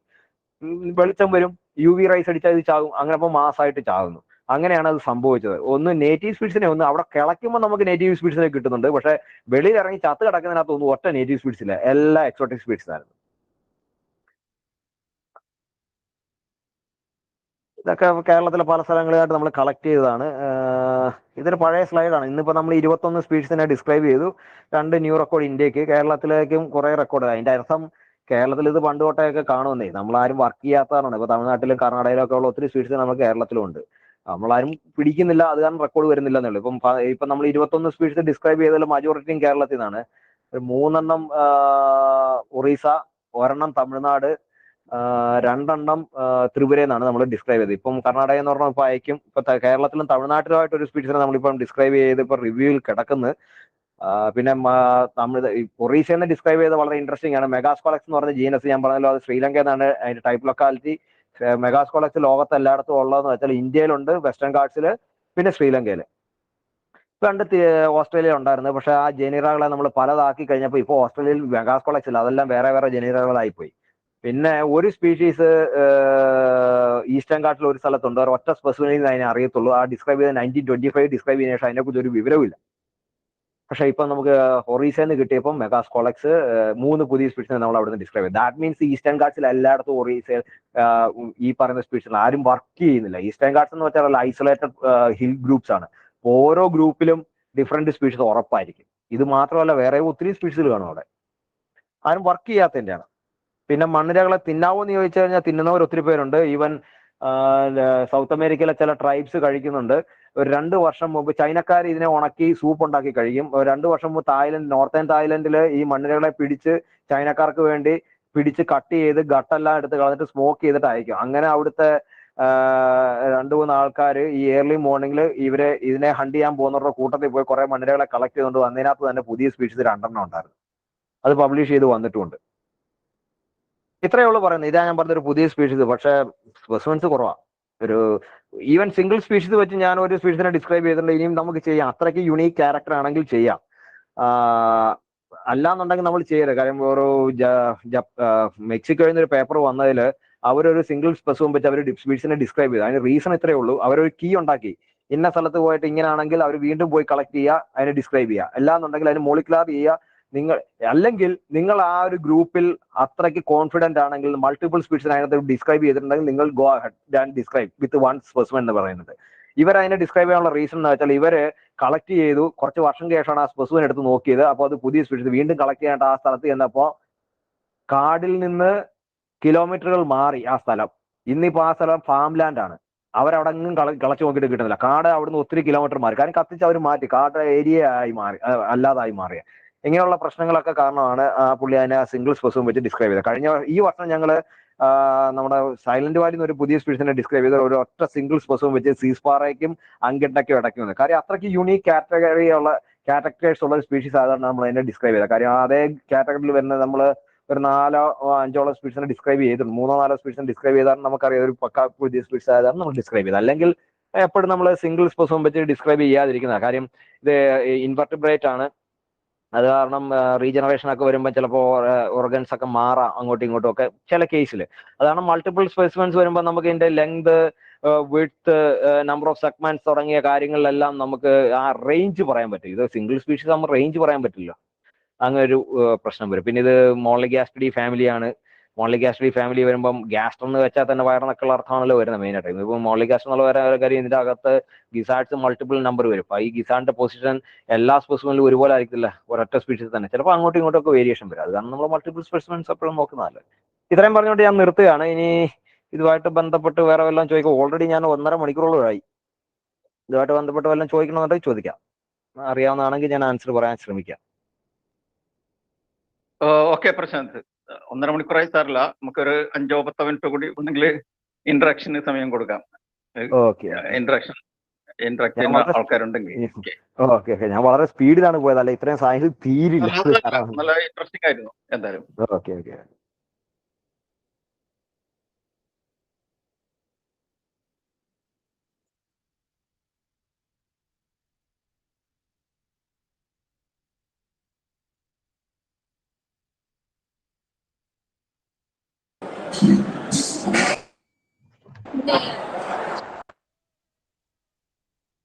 കുഞ്ഞിക്കണ്ണൻ ഡോക്ടർ ചോദിക്കാം. നാരായൺ പറഞ്ഞു സാറേ, നമസ്കാരം. നമസ്കാരം. വളരെ വളരെ നല്ലൊരു എന്താ പ്രസന്റേഷനും ഒരു ടോപ്പിക് തന്നെ ഒരു വ്യത്യാസമായിട്ടുള്ള ടോപ്പിക്. ഒന്നും അറിയാത്ത ഒരു സംഗതിയാണ്, പക്ഷെ വളരെ ഇൻട്രസ്റ്റിംഗ് ആയിരുന്നു. ഒരുപാട് കാര്യങ്ങൾ അറിയാൻ പറ്റി, ഒരുപാട് കാര്യങ്ങൾ.